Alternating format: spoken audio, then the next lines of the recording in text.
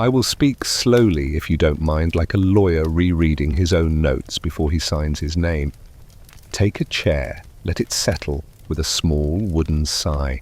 Let the noise of the city wait at the threshold.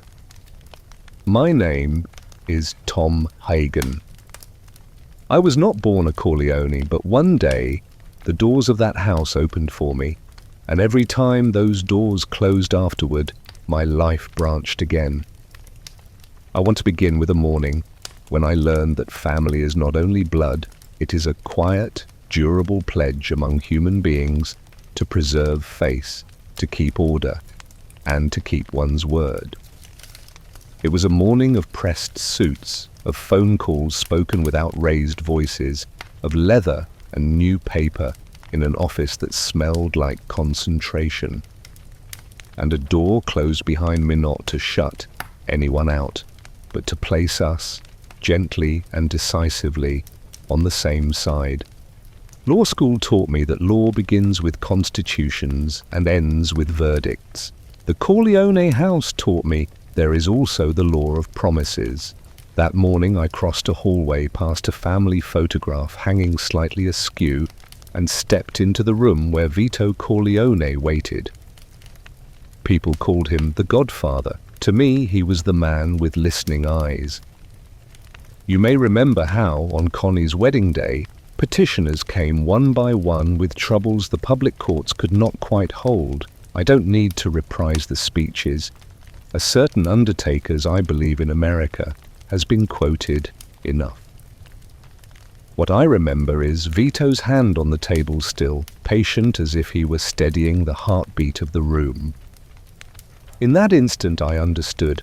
Power, first of all, is the ability to calm others so they can say what they truly mean. I was not made to stand center stage.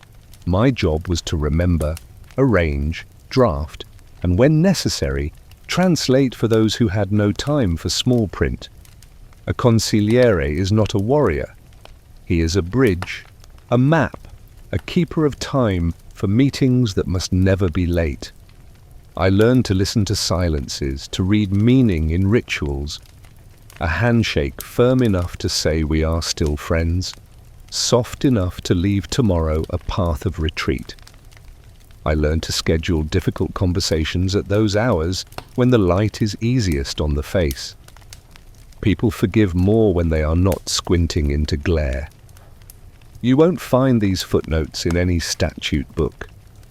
The house on Long Island wrote them in me slowly, with days instead of ink. Connie's wedding moved like a lesson in hospitality. Music outside, congratulations, plates of cold meats and photographs without end. Inside, behind the door, another current lighter in volume, heavier in consequence from through discreet conversations that set the underpinnings of a quieter future. I walked between those worlds with a thin folder under my arm. Promises made to desperate guests, promises owed to the family, and a promise to myself that I would keep everyone as safe as the day allowed. In that house, I began to see how honor functions like currency. You borrow it in trust. You repay it in conduct. Sometimes the interest is time, sometimes it is silence. If you imagine my life perfumed with cigar smoke and epigrams, let me loosen the air a little. Many of my days look like any lawyer's, coffee cooling on the desk, a to-do list scribbled on the inside cover of a file, a call that drops when the train dives into a tunnel. There was an afternoon, I recall, when a small supply contract would not balance 3 calls, 2 revisions, still a stubborn number. Vito paused at my door. "How much?" he asked. I told him. He nodded. "Add a basket of fruit for their family." We correct the remainder with kindness. It sounded like kitchen wisdom, and it was. In life, a simple courtesy postpones many conflicts. No one writes headlines for this, but it softens a city. I wrote it into my pocket notebook and titled it The Fruit Basket Clause, a reminder that not all law resides on paper. At the end of a meeting, Vito rarely decided quickly. He listened to the room as it quieted, then asked me, What keeps everyone safe? Not what wins, not what profits, but what keeps safe. I learned to adopt that measure. Safety meant not cornering a man, it meant leaving him one dignified exit. For the Corleones, safety also meant this: honor unbruised, dinner uninterrupted, children asleep. Sometimes I would step onto the porch and hear the racket of their laughter and remind myself that all the text I passed, every comma and caution existed to protect these ordinary sounds. You may ask, where is the public law in all this? I kept it close, word by word, period by period. But I learned that between the named clauses there are unnamed rules, the soft agreements that make civic life turn without grinding. I stood between two languages and tried to translate faithfully: the language of courts for men of impulse, and the language of impulse for institutions that believe in neat outcomes. At times, translation failed. Ink-black certainties yield before memories written in pride. Yet more often than not, we found a place to stand, an extra chair at the table, one fewer sharp sentence, a door that closed a beat slower. As for Mikhail at that time, he still lived just outside the circle, in a coat tailored by ordinary hopes. At the wedding, he looked to me like what the newspapers called a clear future. He smiled with a kind of reserve and would sometimes take half a step back, watching the ceremonies as if through a lens. I took comfort in that distance. One of us would walk a less complicated road, but the word family has gravity. Like a large planet, it draws small moons into new orbits. In the evenings, I began to notice Vito speaking even less than usual, and watching his younger son even more. The old man did not push. Some teachers shape by silence, as if warming a seat until the student is ready to sit. Let me relieve the mood again. The law is full of minute mercies. I once spent a morning drafting a clause no longer than your thumbnail, because the other side's accountant could sleep easier if a date read on or before, rather than no later than. We changed it. No power shifted, no empire rose or fell. But two families slept better, and a small headache never learned to grow into a feud. To be a consigliere is to develop a taste for such tiny victories, the kind you can carry in your pocket without anyone seeing, like a smooth stone you turn with your thumb while waiting for the kettle to boil. From time to time, Vito would ask me what I believed about human nature. I never answered quickly. In court, belief can be a liability. We trade in evidence, but evidence too is a shy animal. It shows itself when the room is unafraid. That was Vito's gift. Fear shrank around him. People stopped performing. They spoke not to impress him, but to be understood. If I have any professional pride, it lies in this. I tried to make paper perform the same kindness, to let language become a room where truth did not need armor. All of this, you might say, is prelude, and you would be right. Yet the way a story begins teaches you how to listen to its later storms. On that wedding day, the house taught me its grammar, the outer music of celebration, the inner music of settlement, the public smile, the private promise, the open gate, the closing door. I learned to keep multiple ledgers, one for accounts, one for favors, and one, most dangerous, for memory. The first two can be audited. The third audits you. If you ask me what I promised that morning, I can give you only a simple answer. I promised to hold family to its best meaning as long as I could understand what that meant. I did not yet know how Michael would step forward, how Kay would look at us with a question no careful sentence could satisfy, how friends would fade into stories we would speak only in low voices. I knew only this. Everything started with a door closing, a patient hand on a table, and one question we returned to like a prayer. How do we let everyone sleep in peace tonight?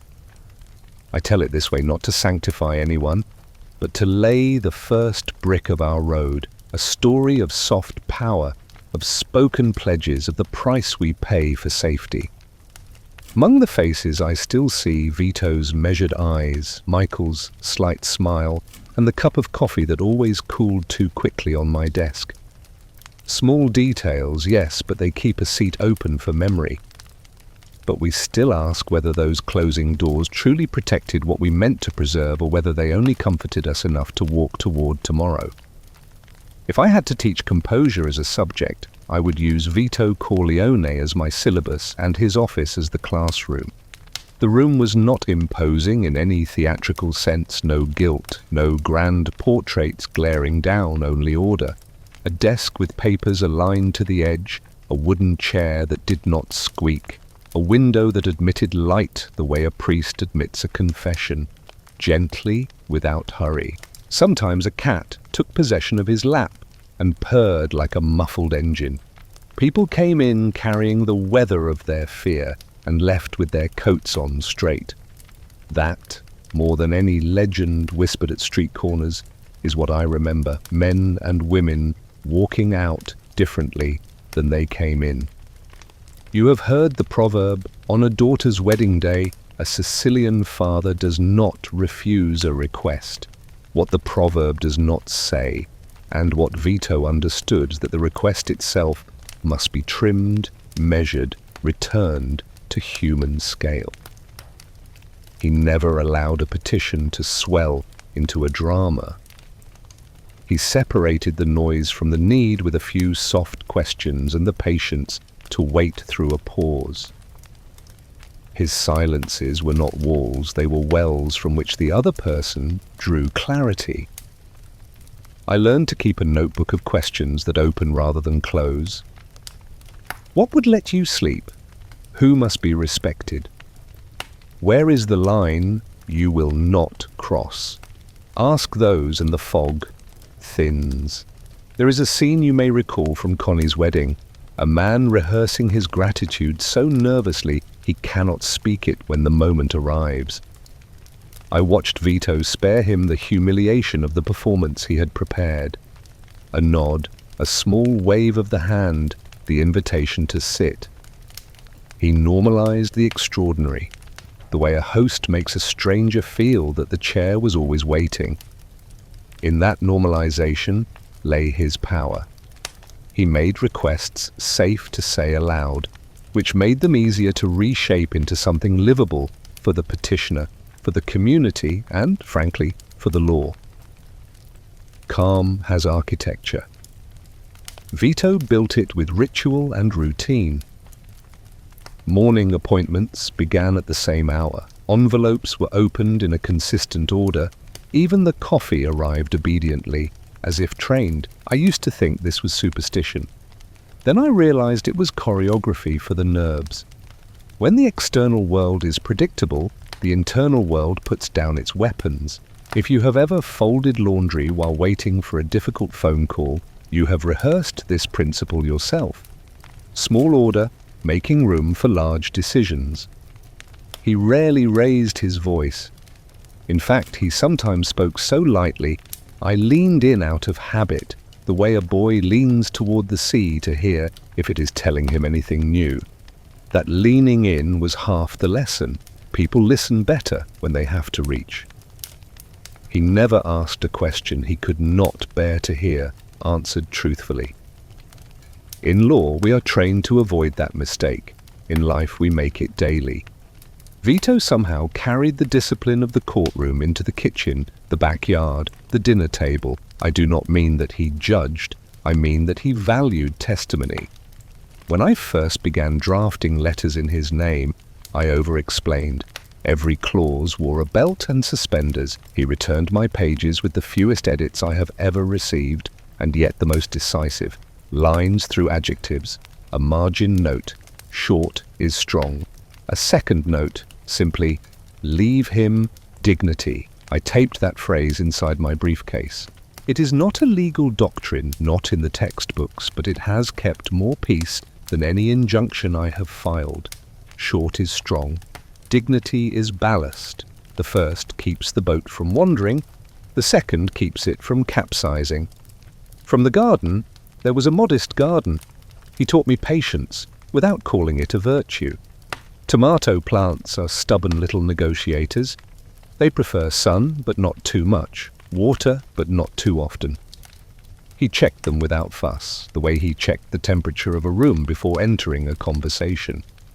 I once asked if he found gardening relaxing. He smiled. It reminds me I cannot command everything. That answer contained the secret of his calm. Power that declines, of its own accord, to be absolute.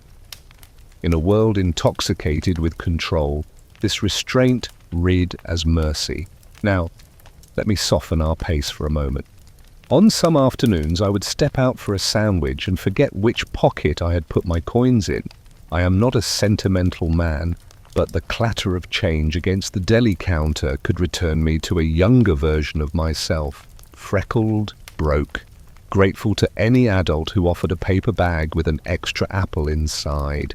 The man behind the counter would make a joke about lawyers who cannot count, and I would laugh too loudly, relieved to find a corner of the day where nothing needed my calm to survive.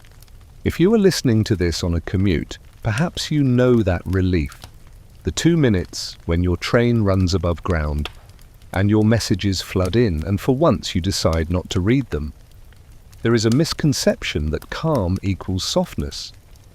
Vito's composure contained the opposite: stamina. Imagine a rope pulled from both ends. Rage frays, calm holds. He would outlast outbursts as a mountain outlasts wind. But this endurance was not passive. It was strategically placed. He conserved his emphasis, so that when it arrived, everyone knew it mattered. A single no from him had the weight of a dozen shouted refusals anywhere else. In law we talk about precedent. His tone had precedent. People remembered how he said something the last time and conformed themselves to the memory before the next time arrived. Was he ever wrong? Of course. Calm is not omniscience, it is a method. He misread a man's pride once, taking humility for good faith. We all do this confused temporary softness for a change of heart. When the consequences unfolded, he did not rage or rewrite history to protect himself. He adjusted the system. The next season there were more tests of trust, more small errands that revealed who remembered a favor and who remembered only themselves. The world tells you what it is, he said. If you ask it in small questions, I wrote that down too. There is a detail I hesitate to mention because it has been over-interpreted, but it belonged to the texture of our days, a bowl of fruit in the office, replenished without fanfare. I never knew who placed it there, or on what schedule. It simply appeared, color in a room of wood and paper. I came to think of it as an emblem of the man's philosophy, abundance made ordinary, sweetness without spectacle. If you have ever kept a candy jar at work and watched how it loosens conversation, you have performed the same small magic. Sometimes a peeled orange tells the truth to a tongue faster than an argument tells it to a mind. Professionally, composure allowed him to see further. When others fought over immediate advantage, he searched for the architecture of the next year.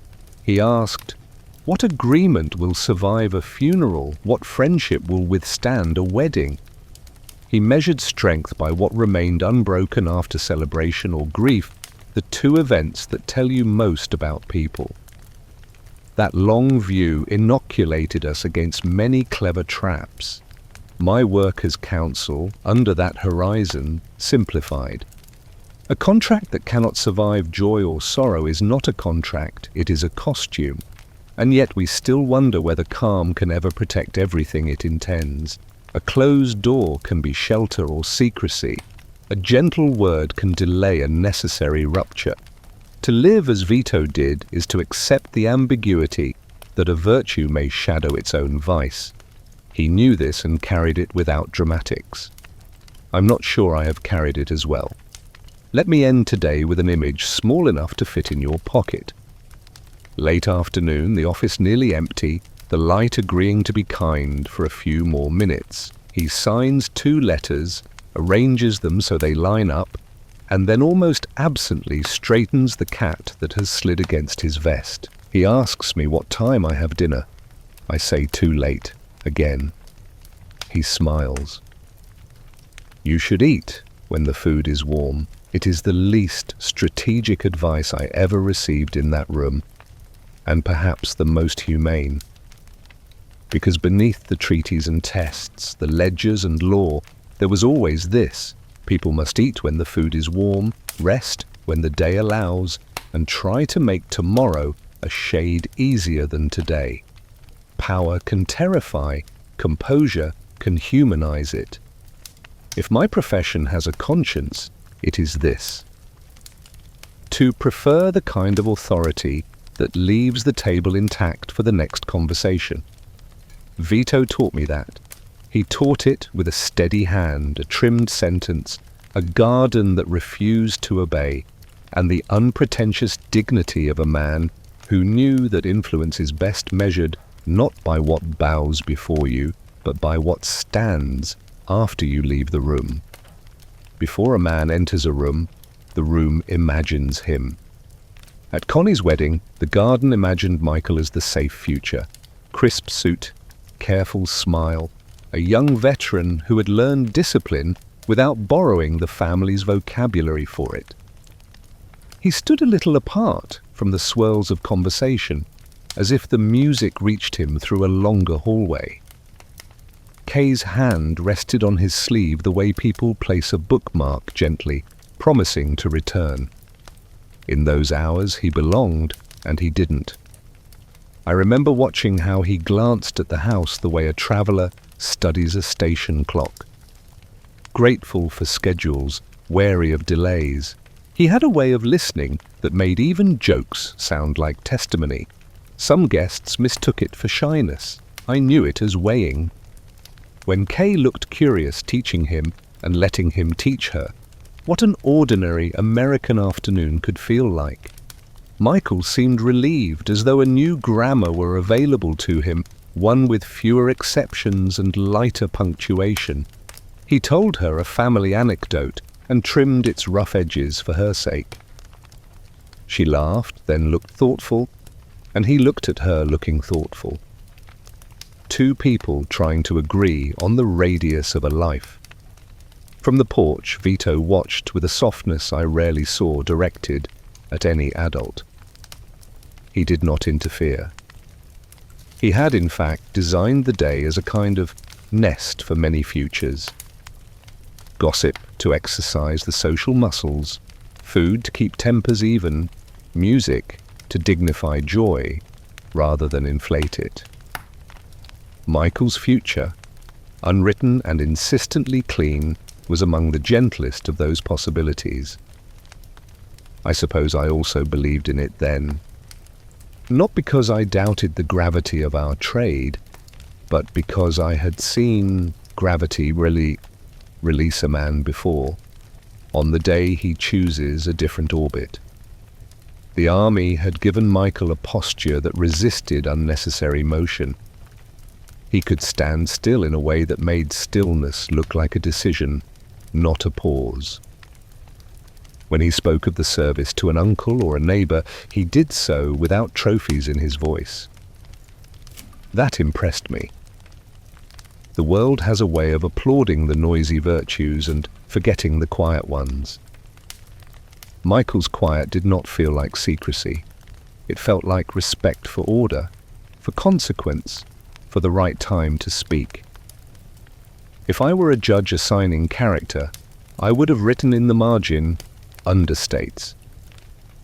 He was, at that point, our family's proof that long roads can lead away from the house and still keep the house in sight. People underestimate how much hope attaches to such proof. It allows others to imagine that they, too, might be more than the sum of their inherited obligations. For Kay, he represented an intelligible version of love, a man who could bring her to a celebration that was both foreign and hospitable, then walk her back to a simpler table where 2 glasses and a newspaper were celebration enough. For me, he represented a hypothesis that one might keep loyalty without carrying every tool loyalty sometimes requires. He held himself with the courtesy of someone who believed consequences should not leak onto bystanders. At the wedding, that meant he moved the way a careful dancer avoids a crowded tray.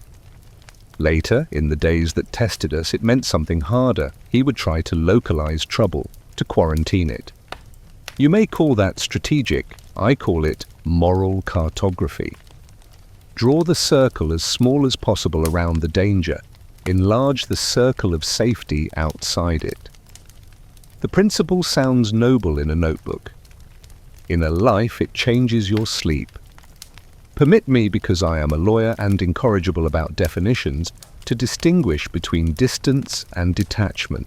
Distance is an angle. Detachment is a refusal. Michael's distance at the wedding was an angle and effort to see life's moving pieces without smudging them. He watched the small negotiations that make up a large family's holiday. Who sits beside whom? Which song persuades an old grievance to forget itself for 4 minutes? How a slice of cake can be a truce. Many people are bored by such details. Michael was educated by them. He understood that ceremonies are public algebra. We show our work so others can trust the answer. Allow me to relax the air for a moment. A week after the wedding, I passed Michael on a sidewalk bench reading a newspaper he had folded into a perfect rectangle. He had a knack for turning big sheets into something you could hold in one hand without losing a line. We exchanged a few words about baseball standings and then about a headline whose typeface had worked too hard to be important. He smiled at typography overselling an ordinary fact. If you have ever muted an alarm because you knew the pot was not boiling yet, you know the same instinct, the adult rejection of needless drama. When I say he was outside the circle, I do not mean banished or naive. He knew our customs. He also knew the cost of them, and perhaps, before the rest of us, suspected the interest would come due at inconvenient hours. In another world, he might have remained a man who balanced his books before midnight, kept promises with the tidiness of a calendar, and aged into a version of his father that preferred gardens to offices. That alternative life is not simply nostalgia, it is a methodological exercise. In ethics, we test decisions by asking what they would look like if universalized. In families, we test destinies by imagining them otherwise. Michael's otherwise was plausible enough to be painful. As a narrator attached to law, I am trained to distrust sentimental readings of character. But even I will admit this. There was a gentleness in him I wanted the world to safeguard. Kay saw it, Vito saw it, and refused to pluck it like a fruit before its time. Sonny mistook it for softness, which is the mistake impatient men make. The house did not know what to do with a son whose virtues were calibrated for the outside. Houses are like instruments, they sound best in certain keys. Michael was in a key the old room had not learned to play. One afternoon, long after the wedding, he stopped by my office with a question about a routine Mataran insurance clause with an appetite for ambiguity. He listened while I explained the options, then asked what's fair, not what's safest for us, not what can we get away with, simply what's fair. The question surprised me with its plainness. Fairness in our world is a negotiated word, but there he sat, asking me to translate the law back into what it had once been designed to mean. It is a beautiful thing when the youngest person in a room insists on first principles. If this all sounds like praise, it is complicated praise. Praise that recognizes its object may be drafted sooner or later into the very situations he wishes to manage from a distance. The rope that binds us to family is also the rope that lowers us into wells we never planned to visit. In that sense, Michael's posture, upright, restrained, was either training for leadership or armor for refusal. We did not yet know which. He might have married Kay across a life of quiet rooms and ordinary holidays. He might have learned to love a garden that disobeyed him. the way his father did, he might have become an accountant of peace. I recall a small detail from the house that seems to belong to him. A watch on the hall table, left face up, as if time itself were a guest waiting to be acknowledged. Michael respected time. He disliked lateness, disguised as spontaneity. He believed the future deserved the courtesy of preparation. That is not the same as control. It is rather the humility to treat tomorrow as someone you will have to meet and answer to. If you have ever laid out your clothes the night before, not because anyone will see you, but because you want the morning to begin with one fewer decision, you have acted in Michael's spirit. And yet, we still ask whether a life can remain outside the circle when the circle is a family and the family is a weather system. Can distance remain an angle and never become a refusal? Can fairness survive contact with contingencies that do not read the dictionary? I framed such questions in the margins of my files and then, as lawyers do, tried to convert them into procedures. Who decides, by when, under what rule? But there are thresholds that do not consult forms. One day, the door through which Michael had so carefully entered and exited would behave like a tide, and the tide would be stronger than courtesy. For now, let us keep him as he was in those early chapters, a young man with a folded newspaper, a precise wristwatch, and a soft word for the woman beside him. A son his father watched with the patience of a gardener. A figure that allowed the rest of us to believe in a future with fewer clauses and more mornings.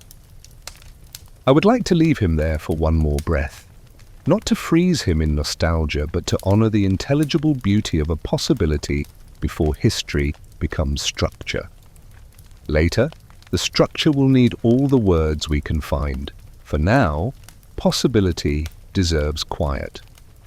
If you ask a young lawyer to remember his first true negotiation, he will remember a conference room, glass, water pitchers, the same calendar on the wall in every office in America. I remember a bakery. Flour in the air like snow with purpose, paper hats tilted at angles that would scandalize a tailor, and the warm authority of ovens that refused to hurry for anyone. Nazarene, proud as a shipwright and dusted head to toe in proof that honest work makes a man beautiful, introduced me to his future son-in-law with a gesture that asked for blessing and paperwork in the same breath. Enzo, he said, as if saying the name could anchor the boy against the tide of a country that had not yet decided to keep him. That day became, in my notebook, the bakery case, though it was not a case in any courtroom sense. It was a braid of needs, love, immigration, work permits, the tempo of a neighborhood that cannot afford to break rhythm. In the official ledger, Enzo risked being sent back. In the human ledger, a young woman would stop singing while stirring sauce. The law is obliged to consider only the first ledger. A famil, yours, must read both. So I stood at a table covered in brown paper and listened as Nazarene spoke with hands that had shaped 1,000 loaves and still remembered how to plead. Vito had taught me the architecture of calm. Here I learned the architecture of diligence. We began not with threats, but with questions. What status did Enzo currently hold? Which deadlines actually meant today and which meant not quite yet? Who at the local office had a reputation for reading every line instead of only the first? We collected names like a grocer collects recipes, each one a way to preserve something perishable. I made a ritual of the bakery's rhythm. Early morning visits when clerks were kindest, late afternoon calls when phones rang less. When I speak of the first negotiation table, I mean this chipped wooden surface dusted with flour, with a pencil rolling toward the edge and a cup of coffee that cooled faster than any plan could keep up. There are details you may recognize from other rooms in our story. The wedding, the promises, the way a father's eyes brighten when the future of a daughter is not purely hypothetical. But the bakery taught me a specific lesson, that the language of government can be persuaded to behave like human speech if you speak it softly enough and with the right verbs. I drafted letters not as demands but as explanations, filling them with nouns that carry gravity without aggression, responsibility, employment, care, community. I cited policies the way a neighbour cites weather reports, respectfully, aware that forecasts are promises made to the sky. We offered what we could, a stable job, references as sturdy as a rolling pin, a pledge to keep every form as clean as the counter at opening time. Let me loosen the air. I loved those mornings. A lawyer's romance is a strange thing to confess, but there is a tenderness in watching a city wake up with a bakery's help. The first customer would enter with a collar unbuttoned and a gratitude he tried not to show. Someone would ask for yesterday's loaf at a discount for making breadcrumbs, and Nazarene would pretend to be tough and then be generous. I learned more about risk management from those exchanges than from any symposium. If you have ever adjusted the price of a used book so a student could take it home, you know exactly the kind of arithmetic I mean, the kind that keeps a neighborhood solvent in more than money. Back at the office, I mapped the path we would take. It was not glamorous. It involved forms with names that sound like the serial numbers of washing machines, phone calls that began as per our previous conversation, and the delicate insistence that turns no into not yet. I cultivated allies, a clerk who appreciated precise timestamps, a supervisor who preferred solutions presented as if she had authored them, a receptionist who liked biscotti and remembered who played by the rules. Some will accuse me of sentimentality in saying that biscotti helped. I am a practical man. I'll answer practically. Hospitality shortens distance, and distance is where suspicion grows. You may be thinking of another story that begins at a different table. A band leader who held a contract too tight for a young singer's future, a studio head for whom courtesy was theatre and refusal the matinee. Yes, those rooms existed in our landscape, and I sat in them with the same pen and a different smile. But the first negotiation I owned as my own, the first where I felt the ground give way under stubbornness and then steady again under mutual adjustment, was the bakery. Start with the smallest life you can preserve, I wrote on an index card after the day was done, and the larger lives will learn their manners. If I sound pious, forgive me. Memory edits. Reality was messier. The immigration office lost a file. Someone went on leave for a week with the key to the cabinet 2 drawers down from where our papers slept. We discovered that forms do not enjoy being stapled in the wrong corner. I retyped a letter at midnight because the original used a phrase that could, in the wrong reader's mood, be heard as presumptuous. I do not mind confessing that the line between persistent and annoying is thinner than a sheet of pastry. The trick is to fold your insistence in layers of respect so thin no one can taste them until after they've agreed with you. There was a moment, the bakery deserves this, remembered when Enzo stood at the door with a bouquet he could not afford and thanked me as if I had built the country myself. I deflected like any craftsman who knows the modesty ritual, but the truth is, I took that thank you like a signature on a document I had long wished existed, a statute declaring that love, labor, and loyalty are civic virtues equal to any other. It is not the statute we have, it is the one we approximate when we are at our best. I must say something about the fruit basket clause, because people will ask whether I used it there. I did, in a manner of speaking. We could not sweeten the law, but we could sweeten the path. Nazarene sent boxes of pastries for the office, and I made sure they went where they would not look like bribes, but like the neighborhood acknowledging the humanity of clerks who seldom receive thanks. There is a vulgar way to misread this and a decent way to read it correctly. The decent reading is simple. Gratitude keeps institutions from forgetting what they are for. When the approval finally came, stamped, initialed, moved from pending to granted, I did not cheer. I placed the paper flat and weighed down its corner so the breeze from the window would not make it flinch. Then I went to the bakery and accepted a slice of something the color of late afternoon. Enzo smiled like a boy who has learned the word future in a language he can pronounce. Nazarene cut an extra piece and insisted I bring it home. I did, and it survived exactly as long as it takes two tired people to decide that dinner can begin with dessert. You might ask why I call this the first negotiation table, when other, more famous tables would come the kind with cigars, with men who believe refusing is how you remind the world you exist. I call it first because it taught me scale. If you can learn to keep one love from breaking, you carry that calibration into larger rooms. You weigh offers not only by profit, but by what lets the city sleep. You hum to yourself an unglamorous tune. Leave him dignity. Short is strong. Fruit when possible. And yet, we still wonder whether every life can be saved by neat paperwork and respectful persistence. Some storms do not ask to see your forms. Some doors do not open to pastries or patience. The bakery gave me faith in gentle tactics. Later rooms would test that faith with louder music.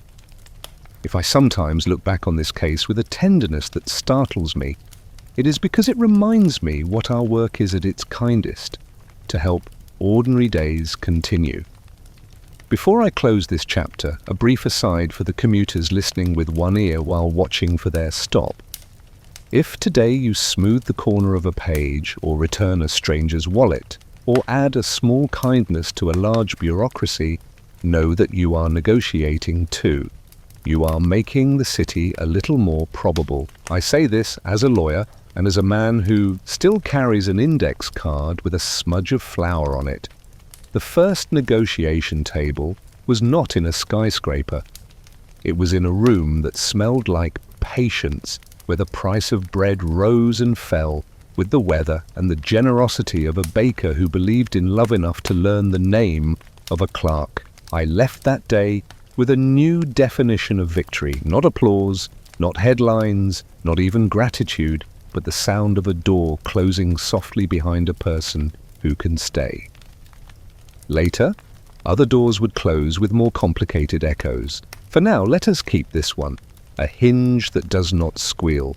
A father slicing cake, as if slicing fear into manageable pieces. A young man practicing the art of belonging. In my ledger, that is the first time the word safe looked, at last, like handwriting. In the statute books, order is a ladder, jurisdiction, procedure, evidence, judgment. In our house, order was a table. Around it sat people with names rather than case numbers, histories rather than rap sheets, obligations that predated any filing date. I don't say this to romanticize informality.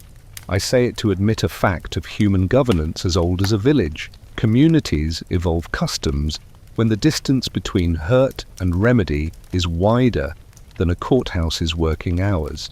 My trade is the public law. My apprenticeship, though, taught me a second grammar, the private expectations by which a neighborhood avoids tearing itself along the seams. I kept two ledgers. One lived on my desk with marbled covers and numbered pages, contracts, letters, schedules, the kind of paper that can be subpoenaed and will not blush. The second ledger was memory. In it I carried what the law calls equities, who had extended trust last season, who had returned it with interest, who had borrowed patience and repaid it in good behavior. The first ledger settled disputes, the second prevented them. If you have ever walked a child across a street and thanked the driver who waited, you have entered that second ledger. Your wave is a receipt in a currency no clerk records. There is a phrase outsiders like to quote: about an offer no man can refuse. The cinema has worn it into a mask. In life, the mask hides the more tedious truth. Most of what kept our world standing were offers people could refuse because they felt respected if they did. I learned to structure choices so that yes or no left dignity unbruised. Threats are loud and quick. Trust is quiet and cumulative. Our rule, if I were forced to write it, as a statute would read, wherever possible, replace pressure with precedent. Do what worked last time, if last time left everyone able to dine with their families. The family business maintained a legitimate front in Genko olive oil. Letterhead matters, it says, we expect to be addressed in writing, which is a civilizing request. On that letterhead I wrote to suppliers, to insurers, to men who preferred checks cashed on Fridays. I drafted promissory notes that looked like any downtown instrument, not to deceive, but to insist on the dignity of ordinary procedures. The more life resembles a desk with drawers that open and close, the less it resembles a room where emotion auditions as policy. I kept a drawer stocked with blank receipts and a fountain pen that never left my pocket. Ritual makes safety breathable. You might argue that family law phrase for the house's internal code was merely partiality dressed in etiquette. I won't insult your intelligence. Of course we protected our own, the way churches shade their congregations, the way unions shade their members, the way alumni networks answer calls first from familiar area codes. The ethical question was always, where does loyalty end and bias begin? The practical answer was as close to fairness as we can manage while still being human. To keep that answer honest, I tried to import certain due process instincts into the house. Hear both sides, separate rumor from testimony, write it down. I became, unofficially, the clerk of our unwritten court.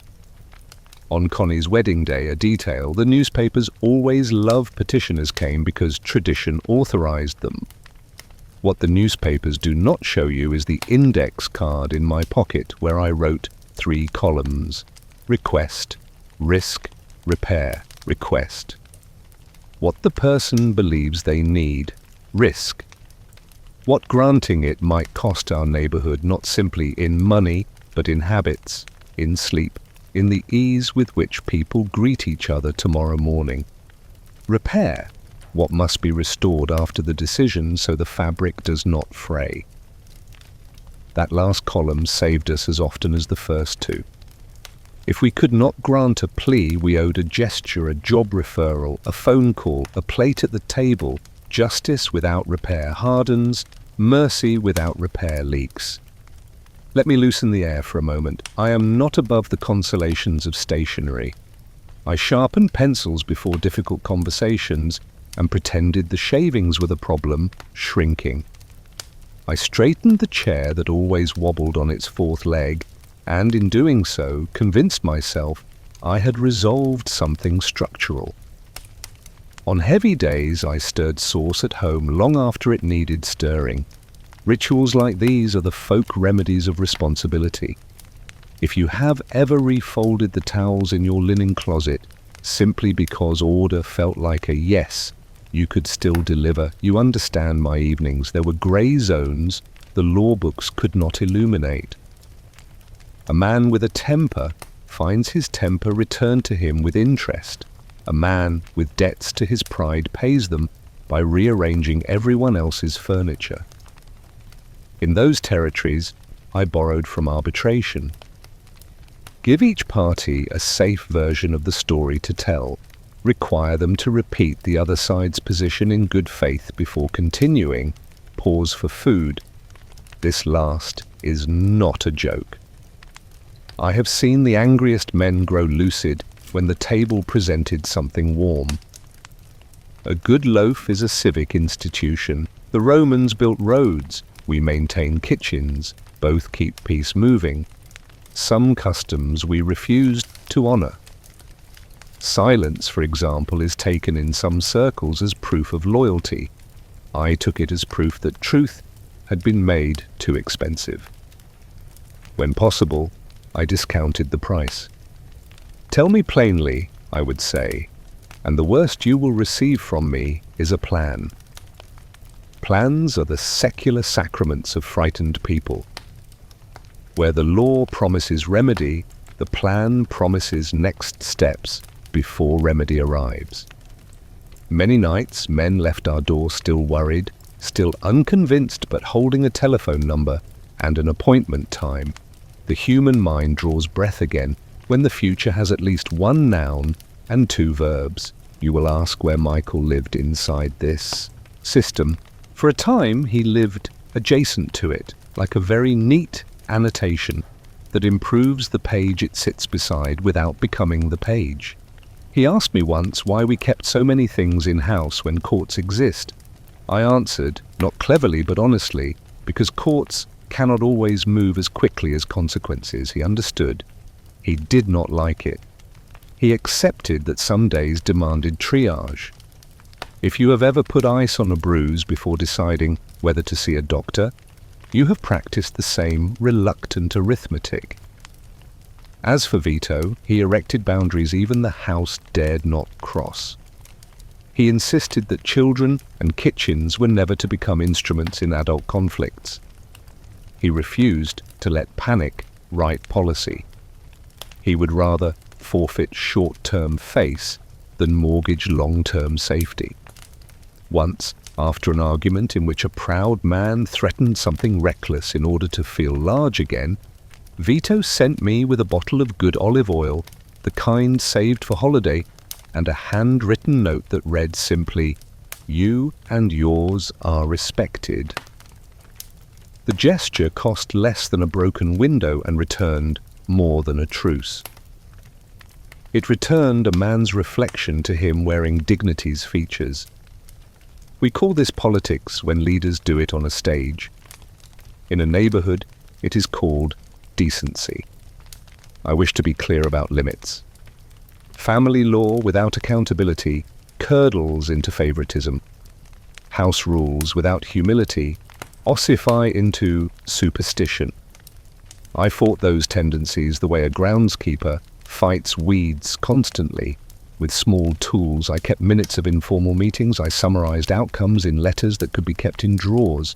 I discouraged myth-making because myths dislike revision, and revision is how adults stay honest. If the house expressed gratitude for results, I insisted we also critique methods. If a shortcut worked, I asked whether it would still be safe when copied by someone less patient. And yet, we still ask whether a parallel code can ever sit beside the public one without warping it or warping us. At what point does protecting your own become neglecting the stranger? When does discretion drift into secrecy?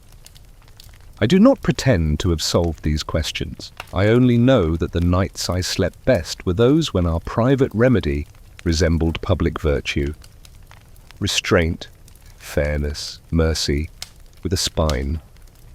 On those nights, the two ledgers, marble and memory, balanced. Let me end with something ordinary enough to be true. One afternoon, the mail came late. On top sat an envelope with Genko's green crest.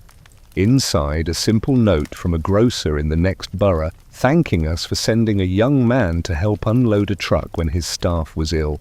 No money, no favor requested, just a line that read, "You remembered us. It belongs in no statute. It had no seal." But I placed it between the law book and my notebook like a bookmark in a long argument, a reminder of what both books are for. To remember one another in ways that leave dinner warm and doors closing softly. In markets, money moves goods.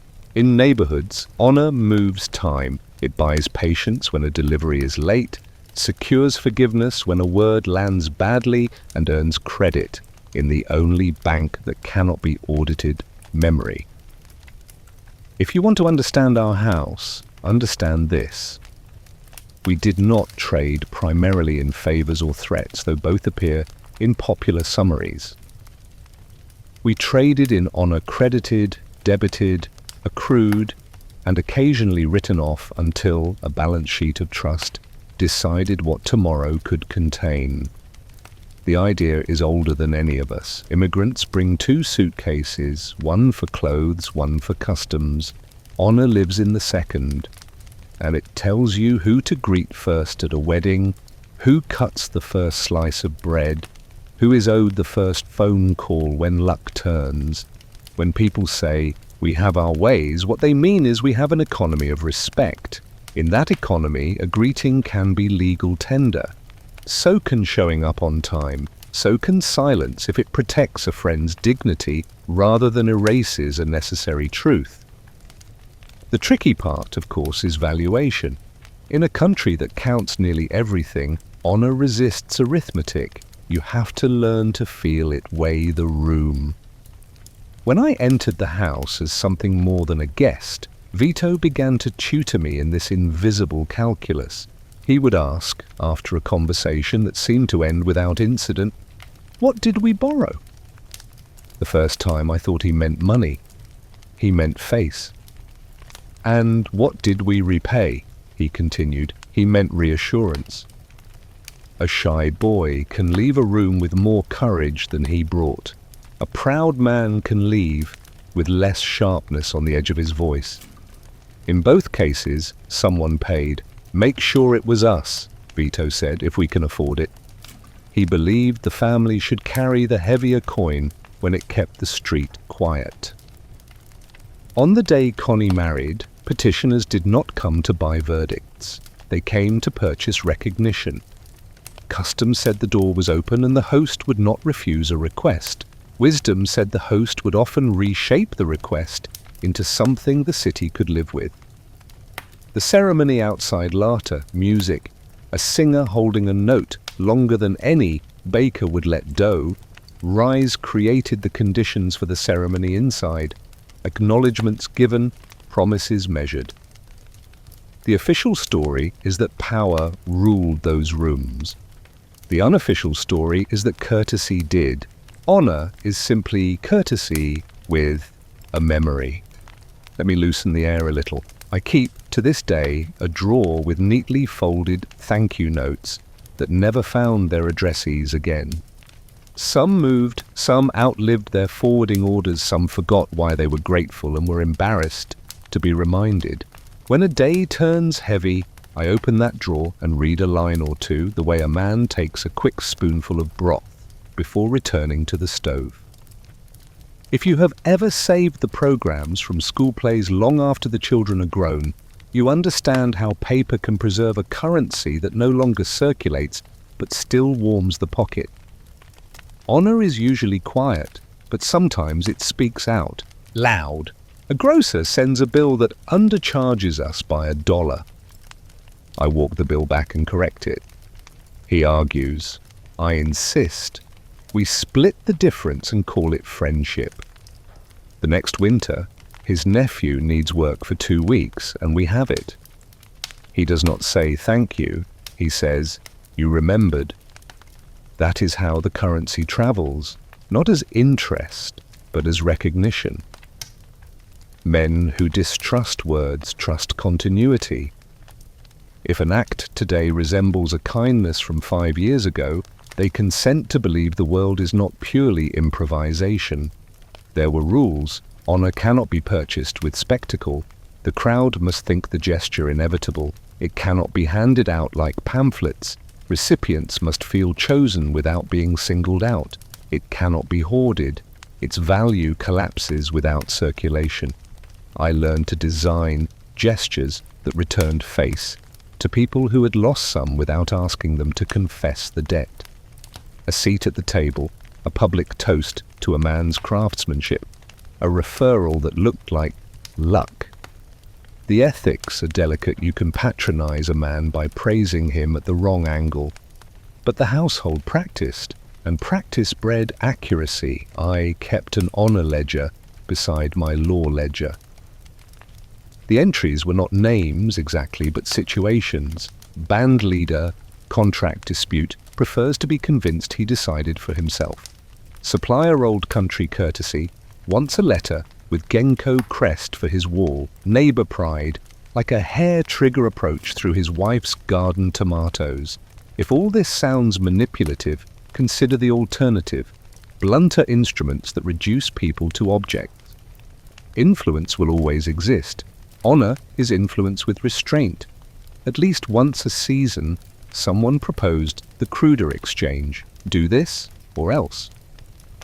The room always grew smaller when that sentence arrived.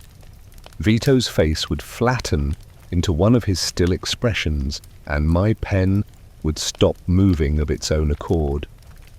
"We are not in the or else business," he liked to say. "We are in the after." He meant, build an arrangement that looks decent the morning after it is made. The thrill of coercion cannot survive daylight.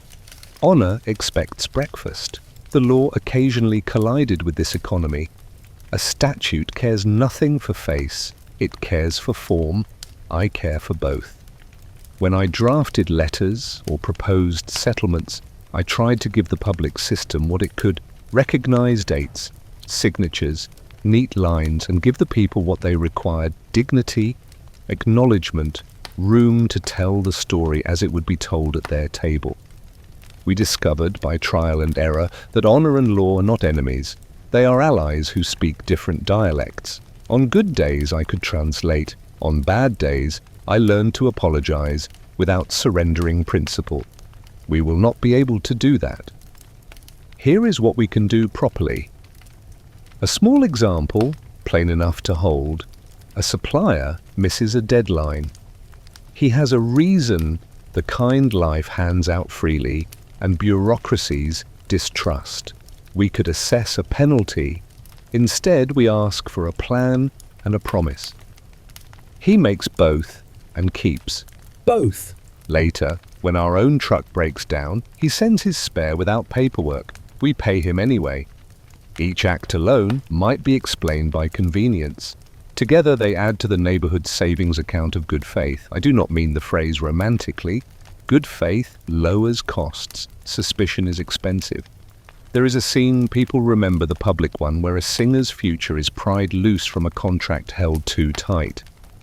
The movie made a line from it. The line made a mask. The mask obscured what truly worked. It was not menace but choreography. Letting a man keep his status while changing his mind, arranging the room so the outcome felt like his design, ensuring that tomorrow he could tell the story without shrinking.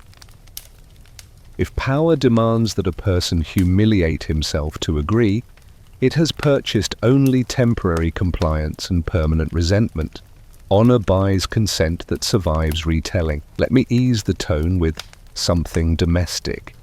On days when my head buzzed with these fragile alignments, I would go home and iron a shirt. I am not a particularly good ironer. The sleeves always argue with me, but the steam and the slow progress taught my hands what my mouth needed to remember. Apply heat, yes, but keep the motion gentle. You cannot yank a wrinkle out, you coax it. If you have ever untangled a necklace chain for a child while telling a story to keep her patient, you have practiced the same civic art. We made mistakes. We praised the wrong man too publicly, and his rival withdrew the generosity that had been holding together 3 households. We allowed gratitude to turn into favoritism, and then had to rebuild trust with people who had seen the tilt. We learned that honor cannot be outsourced. If you delegate it to emissaries who lack humility, they spend it like lottery winners. Each era returned us to first principles: leave people with dignity, use short words, pay debts quickly, remember birthdays. And yet, we still ask whether honor can sustain order when other currencies shout louder. What happens when a man arrives from elsewhere who understands only cash and fear? How do you introduce him to a system where a handshake is not a loophole but a sacrament? We tried. God knows we tried to educate by example. Sometimes it worked. Sometimes he mistook courtesy for weakness and had to learn grammar the hard way. I hated those lessons, not because they failed, but because they proved what I already knew. Honor is strongest when no one questions its language. It grows brittle under translation. I will end with a modest ledger entry written in my own uneven hand. Winter storm power out on our block. We sent coffee to the corner store, candles to the apartments above, a generator to the deli with the soft rolls that keep bystanders patient. No headlines, no speeches, not even a note from Genko's desk. In the spring, when a permit needed a sympathetic reading, the city did not owe us anything. It simply remembered that when the lights went out, the house acted like a neighbor. That is the economy I still believe in. It makes tomorrow negotiable. A house becomes self-explanatory if you live inside it long enough. You come to think the stairs make sense because your feet have memorized them.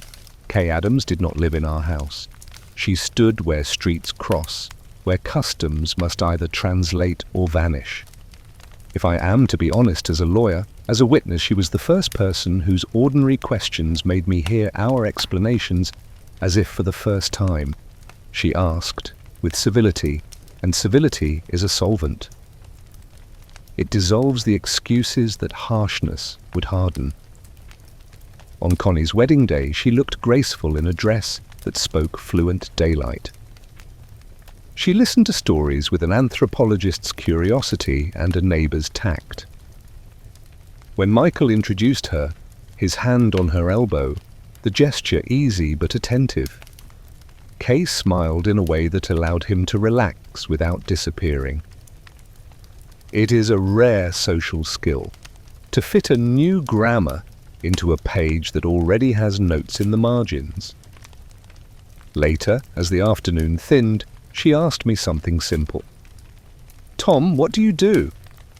It is the first time anyone had put the question to me, as if the answer might be comprehensible. I said I was the family's counsel. "Like a lawyer?" she said. "Exactly," I answered, grateful for the bridge she built with one word. Kay became, for me, the public a decent institution imagines when it writes policy, intelligent, fair, unthrilled by secrets, skeptical of drama, willing to understand if you will just speak plainly. When she asked about the people who came to see Vito in private on such a busy day, Michael told the story he liked to tell carefully, trimming the edges for her comfort. You may remember the detail of the singer who wanted out of a contract held tight by a band leader. The version Kay received was the humane version. That influence can be used to loosen injustice, and that dignity, once returned, tends to behave. She accepted the shape of that narrative with a caveat in her eyes. "But you will make sure it stays humane, won't you? It is a look decent people give institutions they are not sure they should trust." If the house had a conscience, Kay read aloud from it, not as a scold, as a friend who believes you can do better. She invited Michael and, by extension, all of us to imagine a future in which the family's strengths could survive without the family's shadows. Over dinner in a quieter room, no violins, no toasts, she would ask about school, about work that ends at 5, about holidays whose only suspense is whether the pie sets. Her questions were not naive, they were aspirational. She was describing a life that obeyed the city's public calendar and asking whether we could learn to love it. When I say she was a mirror, I do not mean she only reflected. She clarified. "One evening I met her in the hallway outside the office with a sheaf of letters under my arm, each one a precise request that would, if answered kindly, de-escalate a quarrel. 'You look like you're carrying a courthouse,' she said, and laughed softly. I told her I was carrying tomorrow. She nodded, and then, as if testing whether I knew the difference between those two, asked, 'Are there children inside?' I said there were, metaphorically speaking. She shook her head. 'I mean in the houses where those letters will land.' The question reset the scale. We speak, in law, of affected parties. Kay translated, families. Let me loosen the air. Once, on an errand that required nothing but showing up on time with a signed envelope, she and I were stuck behind a delivery truck whose driver had gone to fetch a coffee. We sat idling, half annoyed, half amused. Kay told me how, as a girl, she would race the school bus's shadow along the sidewalk and pretend the winner got to choose the weather. "I always chose fall," she said. "It forgives clothes that don't match."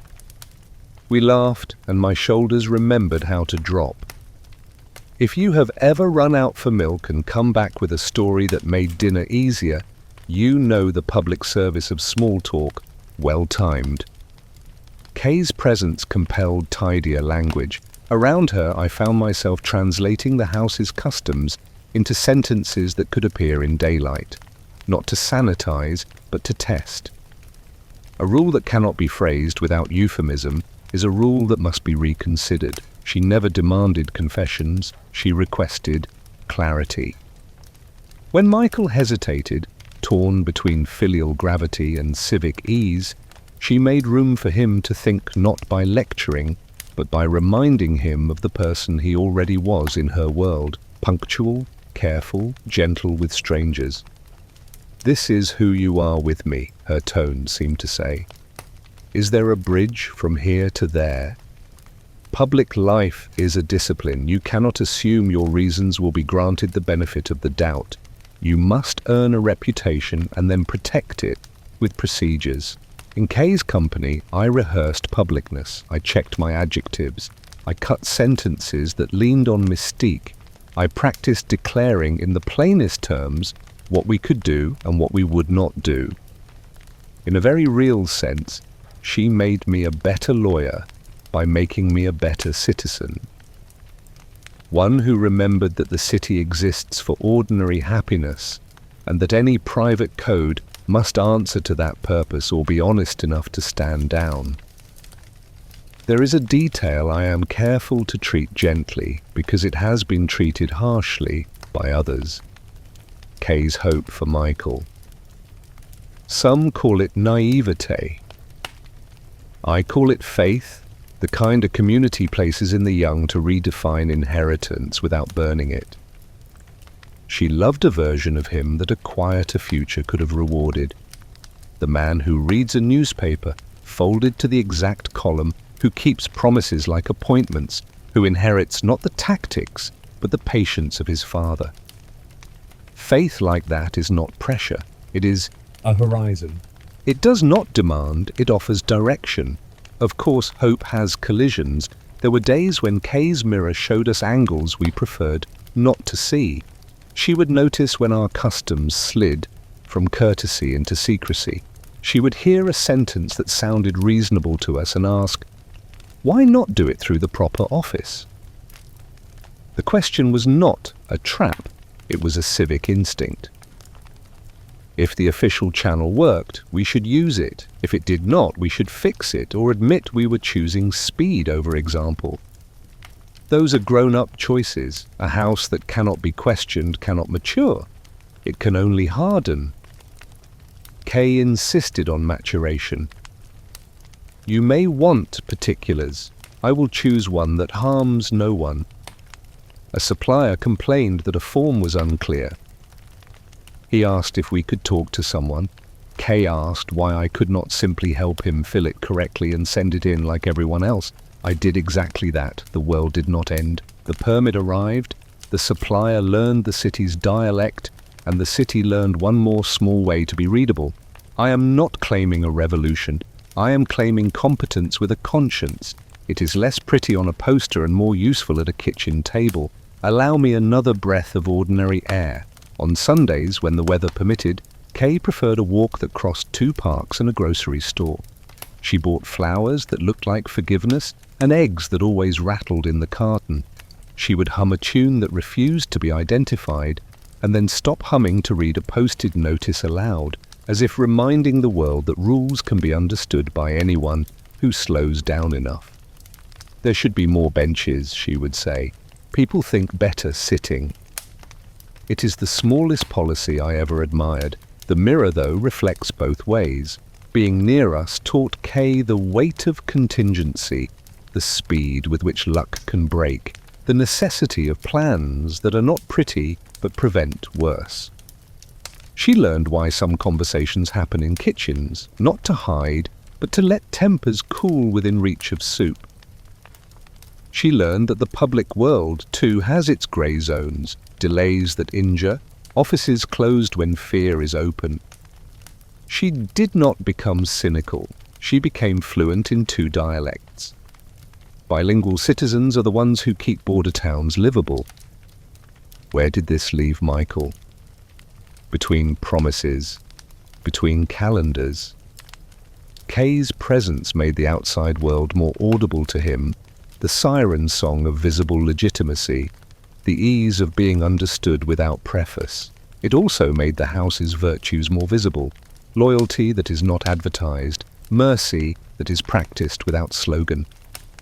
He stood on a bridge both of them had built without blueprint, 1 plank of love, 1 plank of duty, 1 plank of hope that the 2 might not cancel each other.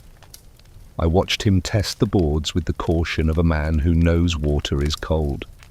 And yet we still ask whether a mirror can change the face it reflects, or only clarify it. Can a love fluent in daylight protect a man when night makes its stronger claims? Can an institution with private obligations learn to speak in public without losing the part of itself that keeps promises longer than headlines last? These are not riddles, they are the daily mathematics of adult life. I keep K in that arithmetic like a constant you do not cancel out. The reminder that the test of any order is not how bravely it survives attack, but how gently it makes room for an ordinary Sunday.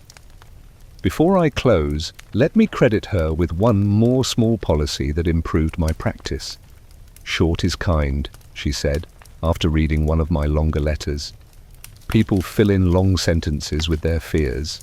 I trimmed the letter. The reply came faster. A clerk, somewhere, had a shorter day. If governance is in the end the art of not wasting one another's time, then Kay Adams was a better statesman than many men who ever held office. She taught with questions, she argued with grace. She believed that decency is not an ornament of law, it is its daily bread. A crown is heavy when it is visible. Vito preferred crowns you could fold and put in a pocket. If he prepared Michael for anything, he did it the way a gardener prepares soil.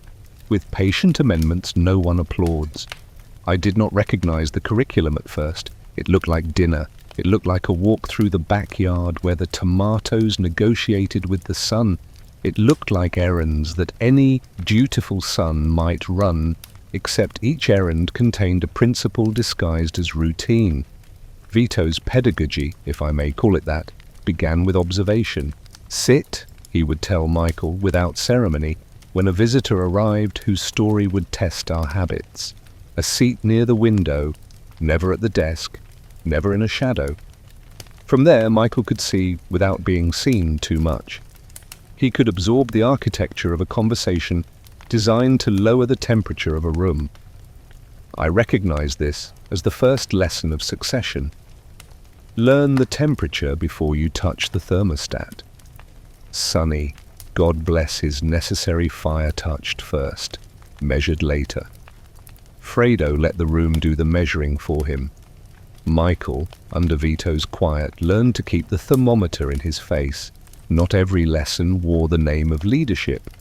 Some wore the name of family. Vito had an ethic about children and kitchens. They were demilitarized zones. He practiced an even stricter rule about holidays. Joy was never to be taxed by business. When Michael came home those days, Vito would ask about nothing that could not be discussed in front of a child with jam on his fingers. This was not denial, it was discipline. A leader who preserves private innocence gives the public a chance to trust him. If you think of this as a political principle instead of a domestic one, you will still be right. He also taught Michael and me by eavesdropping to make time behave. Decide at the hour that honors the decision was how he put it to me once, and how I put it later into my notebook. Morning for hard choices, afternoon for maintenance, evening for mercy. You will hear superstition in that. Hear instead a rhythm. Morning is when courage is cheap. Evening is when generosity costs least. If this sounds sentimental, test it against your own life. You answer difficult emails better before lunch. You forgive more easily after a decent meal. Vito arranged meetings accordingly. When Michael asked why the schedule felt so precise, Vito shrugged as if to say, "I respect the sun. Let me loosen the air."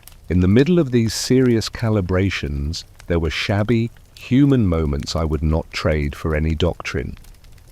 Vito would stop by my desk on a slow afternoon to tell me that the cat, who obeyed no rules but its own, had stolen a piece of cheese from the kitchen and then spent a quarter hour pretending the crime had not occurred.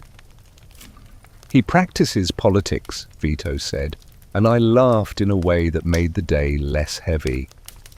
If you have ever watched a toddler cover his eyes and believe you have disappeared, you know the mercy of small distractions that reset a grown man's patience. The curriculum of succession included paperwork, however unromantic that sounds. I taught Michael what Vito wanted him to know, that authority leaves a paper trail or it does not last. We reviewed contracts that had aged poorly and letters that had aged well. We studied the difference between a promise recorded and a promise remembered, both sacred, but one easier to defend. Michael's questions were not the questions of a prince counting rooms, they were the questions of a steward worrying about drafts in a house he intends to keep warm. "How will this read in 10 years?" he would ask, pointing to a sentence I had over-lacquered. "If the answer is apologetically, we should change it," I told him, and he nodded with the severity of a man who plans to be present for his own precedents. There were field exercises disguised as favors. A supplier needed a delivery time renegotiated without anyone losing face. Vito asked Michael to go in my place with instructions that sounded like a recipe. 2 compliments, 1 request. Leave him a way to say yes without saying yes. Michael returned with the arrangement intact, and the supplier's pride inflated just enough to float us through the quarter. "It wasn't hard," Michael said to me in the hallway, which is how you know the lesson held. If leadership feels like a duel, it is often an apology for poor preparation. Done well, it feels like a day's work. Another exercise, budget. The house had legitimate fronts, Jenko's ledgers, tidy as a hymn, and expenses that behaved like weather. Vito sat Michael at the kitchen table with a pencil, not a pen. "Ink is for what you are sure of," he said to me later. "A pencil reminds you that numbers are prayers until they are paid." We added columns, expected, unexpected, courtesy. That last one is where many men grow poor and many leaders grow rich in trust. It covered baskets of fruit, condolence flowers, an envelope for a neighbor whose shop shuttered for a week. "We invest in tomorrow's quiet," I wrote in the margin. Michael, who liked austere categories, did not resist the softness of that language. He understood that quiet is a dividend. Through all this, Kay's daylight kept us honest. She became the name of a measuring stick, the K test. Could we explain a practice in words that would not embarrass us at her table? If yes, proceed. If not, adjust or abandon. Vito approved of such an external conscience, though he would never have called it that. "A man does not live in only one house," he told me, seemingly about nothing, while pruning a vine. He walks through all of them. Michael heard that and looked toward the street, the visible world, in a way that made me believe the bridge we were building might hold. You will want at least one detail that belongs unmistakably to our shared text. Take this, Vito's habit of making room for the smallest person in the largest event. On a day of public celebration, he would kneel. Yes, the man people imagined always at a desk would lower himself to pin a flower to a boy's lapel or to hear a girl's whispered question about whether the cake would have chocolate. He answered as if the question had constitutional weight. Leadership is not only the art of deciding, it is the art of noticing. Michael noticed his father noticing. I saw that particular observation stow itself somewhere permanent behind his eyes. Was there tension with Sonny? Of course. Succession is also physics, bodies in motion, energy conserved, some of it heat. Vito did not humiliate his eldest to teach his youngest. He corrected systems rather than scolded sons. Meetings with outsiders shifted to rooms where impatience could do less harm. Tasks that rewarded quick fists went to men who enjoyed that reward. Tasks that required quiet wrists went, increasingly, to Michael. If you have coached two children who both want the ball, you understand this redistribution. Praise the effort, reassign the position, keep the team winning without naming the demotion. Let me soften us for a paragraph with something domestic enough to qualify as relief. On Sundays, if the weather cooperated, Vito insisted on a family meal that neither logic nor telephone could interrupt. He poured a modest wine with a ceremony that would not embarrass a monk. The bottle tilted as if it, too, respected gravity. He once told me this much I can quote, without violating anyone's privacy, that age had taught him to enjoy that modest glass more than he used to. He meant, hurry less. Succession is partly the handoff of a race. It is also the teaching of a gate. Michael learned that gate at a table where the bread was passed before the arguing began. My role in all of this was clerk and chorus. I kept minutes no one would read, and conscience notes only I would. I watched Vito build a culture of decision that did not depend on genius or theatre, a culture sturdy enough to be inherited without spectacle, leadership by ritual, ethos by repetition, a door that closes softly, a sentence that stops before it bruises, a plan that leaves dignity for tomorrow. If this sounds dull to you, I invite you to consider how many cities would be saved by dull virtues practiced with excellence. And yet we still ask whether such quiet lessons can withstand the loud hour, the hour when contingency barrels through with no respect for curriculum, when a son must choose between the man he promised a woman he would be and the man a moment demands. The teacher can set the table. The world chooses the weather. I prefer to remember, at this point in the story, that preparation is never wasted. Even when history refuses to keep our schedule, it cannot erase our training. Michael learned to measure rooms, to respect time, to translate power into arrangements people could live with. Whatever tide would carry him next, it would find him with those instruments in his hands. Before we close this chapter, indulge me a final bit of ordinary air.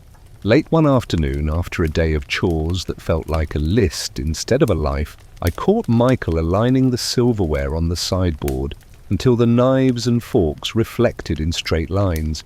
He did it without thinking, a man tidying the day's edges. Habit, he said when he saw me watch. Habit, yes. And hope that the lines we straighten in quiet hours might hold when the music changes. There are nights when a city rehearses its fears. Corridors go quiet. Elevators become reluctant. Even the clock on a wall seems to clear its throat before speaking. On such a night, a young man and a baker stood outside a hospital under a streetlight that did not quite know how to be bright. Their hands were in their pockets, not because they were armed, though that is how a passing car was meant to read the posture, but because a certain grammar of presence had to be written with silence and silhouettes. The car slowed, considered the sentence, and kept going. It is one of the cleanest demonstrations I know that reputation, properly husbanded, can postpone violence without committing it. I will not replay the hour in detail. Some listeners prefer the legend, and legends have their uses. Here is what matters to a counsellor. Michael arrived and recognized a room without guardians. In an institution designed to produce care, there were gaps, procedural, human, the kind created when fear clocks out early. He moved quickly, not theatrically. The bed was wheeled, a door was closed that had been thoughtlessly open. A nurse was addressed in the tone reserved for people who can save a life if you let them work. Then he went to the front and asked a baker we knew, Enzo, who had learned in another chapter of our lives how paperwork can speak kindly, to stand with him in a careful geometry. Two men, shoulder-width apart, as if bearing invisible weight. If you know the film, you may be remembering the sight of a cigarette trembling. That detail belongs to the shared text, and it belongs here because it is honest. Courage is a muscle that does not always stop shaking just because it is doing its job. The tremor did not matter. What mattered was the tableau, the arrangement of bodies, the angle of chins, the decision to let the city's rumor mill complete the sentence. The man in that bed is not unguarded. There is a crude version of this tactic and a civilized one. The crude relies on bluster. The civilized relies on history. People remember what happens when a house keeps its word. I have often told students of negotiation that the most effective hour is the one in which you make an opponent choose prudence over pride without saying the word opponent. At the hospital door, Michael did not threaten. He borrowed the city's knowledge of us, that we preferred order to spectacle, that we answered insult with fully formed plans rather than tantrums, that our first choice was always to keep the kitchen warm and the children asleep. A car does not speed away from that. A car decides it has misread the calendar and will return some other day, preferably one announced more politely. Let me loosen the air. The morning after, when my hands finally found the steadiness sleep should have given them, I spilled coffee on a memo and had to rewrite it. I do not recommend this as a restorative ritual, but drudgery can be a kindness. It returns you to scales and arpeggios after a night of improvisation. If you have ever washed last night's dishes by hand, instead of running the machine because the act itself slows your breathing, you already know how bureaucratic tasks can save a nervous system from rehearsing disaster. Back to the streetlight. What made the bluff credible was not the hardness of faces, but the history behind them. Reputation, like credit, is earned in small denominations and spent in crises. Years of honoring deliveries, paying quickly, apologizing promptly when we were wrong, these became, under duress, a kind of non-violent armament. The city had learned that our house preferred arrangements to eruptions. The men in that car may have had other opinions about us. On that night, the opinion that mattered was the one that reached for caution. I do not admire fear as a tool. It breaks too many handles. I do, however, respect deterrence, the art of making rashness remember its true name. The hospital scene belongs to deterrence. No one was humiliated, no one was touched. The message on offer was not "we will hurt you," but "we will not be hurried." That is a sentence the impatient find difficult to answer. I once wrote in my notebook, perhaps too grandly, sometimes the most merciful word a city can hear is, "not tonight." There is a legal lesson here too for those of us addicted to forms. When procedure fails, when a guard is dismissed, when a posting is forgotten, informal order steps in or chaos does. Michael's composure borrowed authority from gestures that institutions have long recognized: posture, watchfulness, the refusal to let panic write policy. He did not overwrite the hospital's rules. He made their intention visible again. If the law aims to keep citizens safe, then a citizen who keeps a hallway safe is for a moment the law's colleague. You may ask where Vito's pedagogy appears in this tableau. Everywhere. Observe before acting. Lower the temperature of a room before deciding. Leave the other party dignity in retreat. He taught us that the best defense does not recruit an audience. At the hospital there were no speeches, only arrangements. A chair moved, a door closed. 2 men squared to the weather. Michael inherited not only the house, but the quiet with which it preferred to stand. Enzo, bless him, was terrified. That fact does not diminish him, it exalts him. His presence made the geometry complete. 2 figures read as policy in a way 1 figure reads as grief. He asked Michael afterward whether his fear had shown. Michael told him the truth kindly. It had, and it had not mattered. If you have ever sat beside a friend in an uncomfortable waiting room chair and discovered that your mere being there changed the room for her, you have practiced the same standing army of civilian life. I will allow myself 1 technical aside because craft matters. We speak of signal and noise.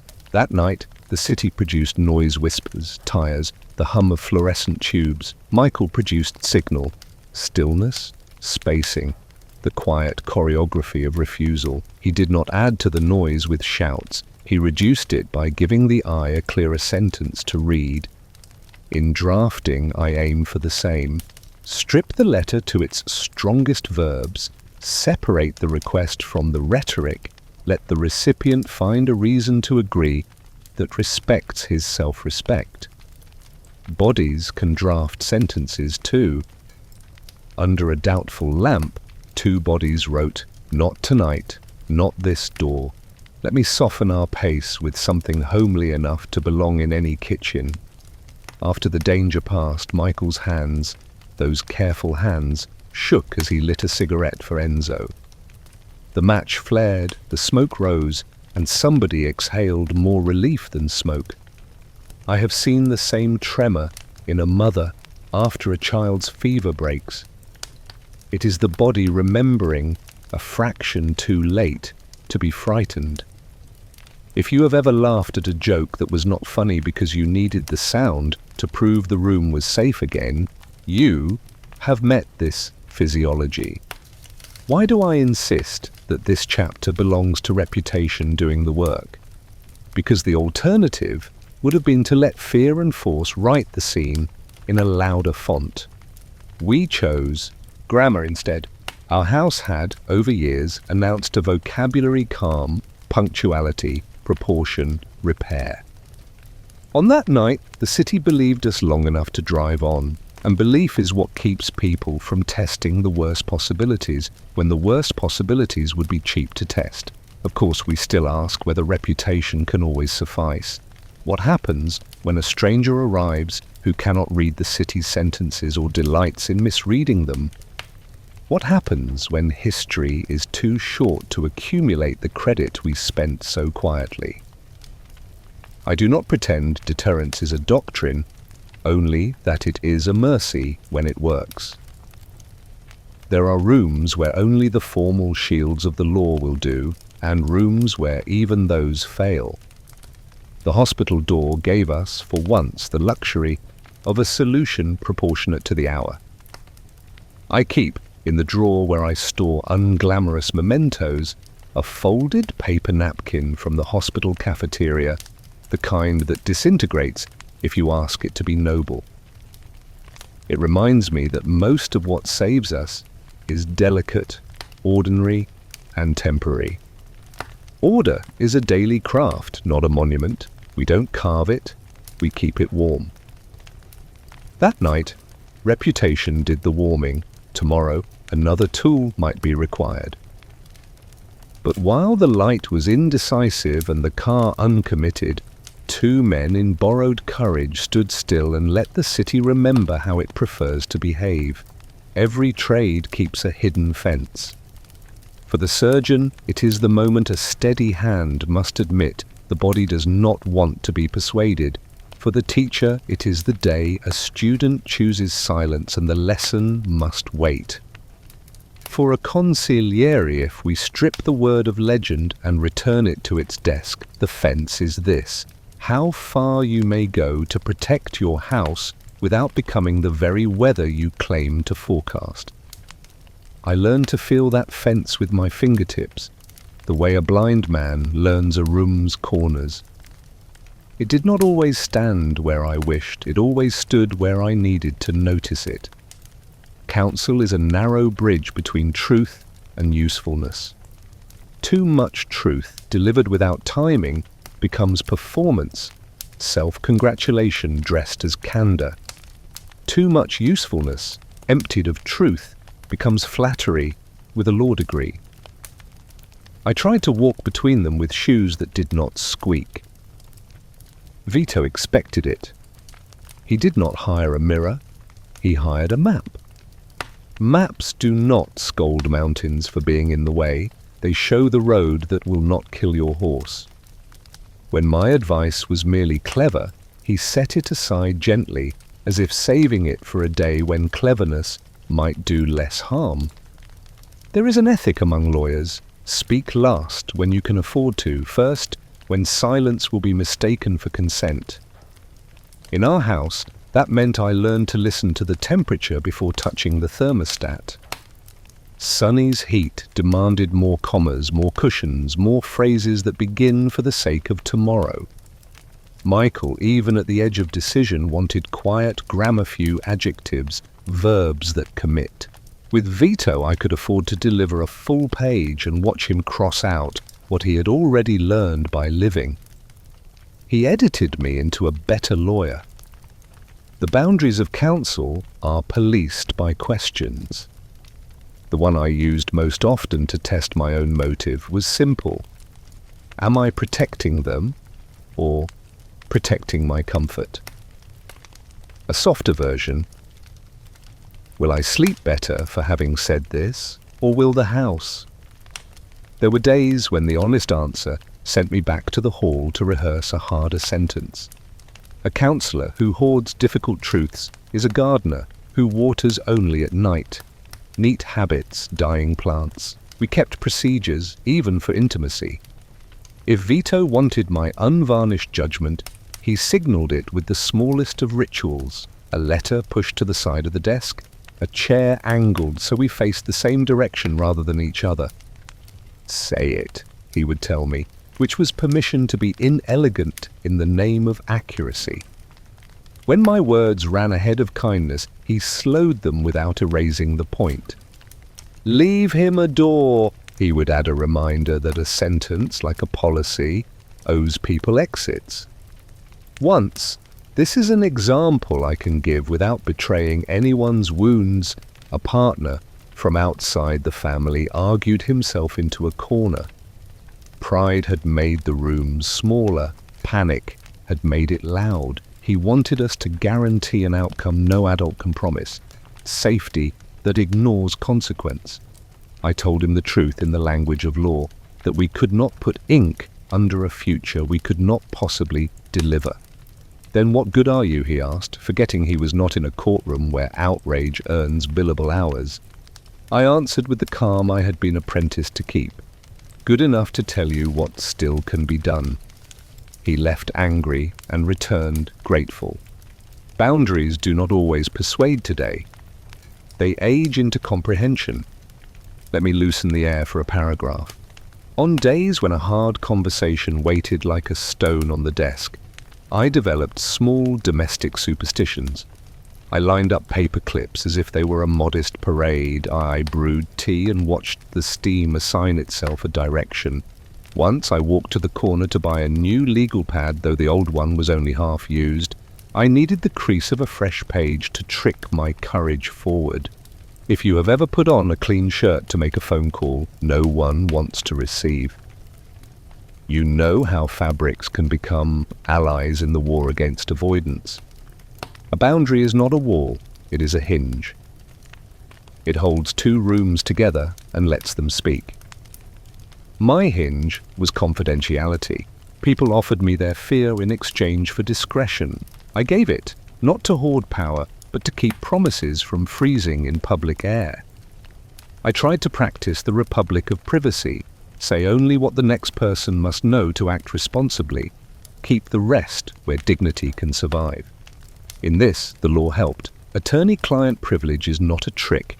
It is a sanctuary that lets citizens tell the whole story somewhere. Where no sanctuary exists, lies are hired.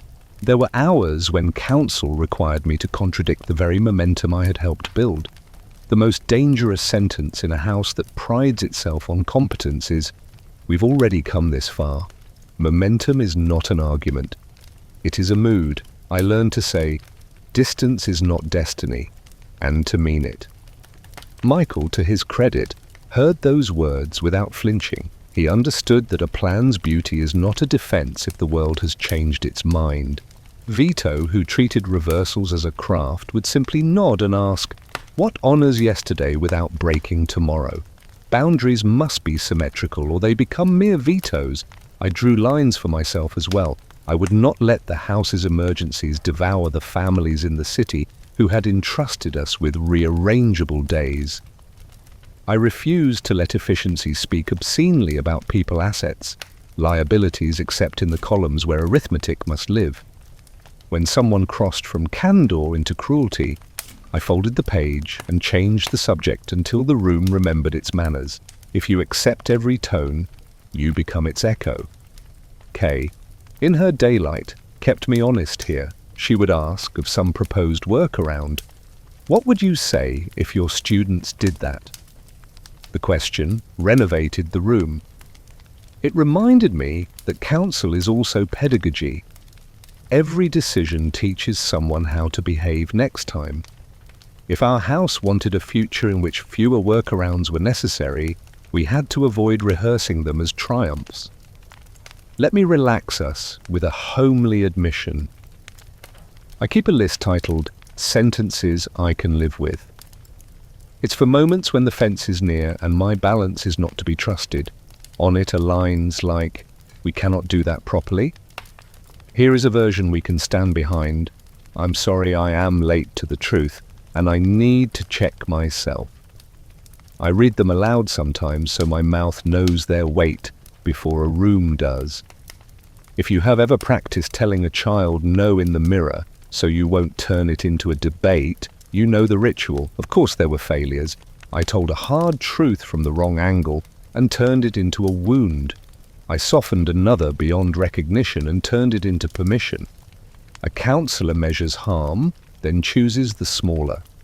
When I erred, I made repair part of the protocol, an apology in private, a clarification in writing, the humility to let a younger man's revision replace my cleverness. Repair does not erase, it instructs. A house that repairs promptly trusts itself. Where does this leave Michael? On the edge of his own fence. He expected me to name it for him, and I refused kindly. A leader must learn where his boundary stands by walking into it once and feeling the bruise. I could prepare him with phrases, with schedules that respect human energy, with diagrams of rooms and their tempers. I could not lend him my conscience. Conscience fits like a suit tailored by mistakes. And yet we still wonder whether a counselor's line can hold when history leans its full weight against it. What happens when the truth that would save tomorrow humiliates the person who must act today? When the useful thing would ask the house to become the storm it once calmed? I do not have doctrines for these, I have habits. Speak shorter, leave dignity, prefer arrangements to ultimatums, pay debts quickly, especially the debt of explanation. When none of that suffices, sit with the silence until the next honest sentence arrives. Silence, too, can be counsel when it refuses to flatter panic. Before we close, a final domestic image to keep the chapter human. Late one evening, when the office had exhaled its last stapled breath, I found Vito refolding a letter I had already folded well. He aligned the edges as if exactness could defeat the dark. "It is easier to keep a thing straight than to straighten it," he said. Then he handed the envelope back to me and I carried it to the door that closes softly when the house remembers itself. That is the work at the fence, to keep things straight before someone must be straightened. Some days we succeed.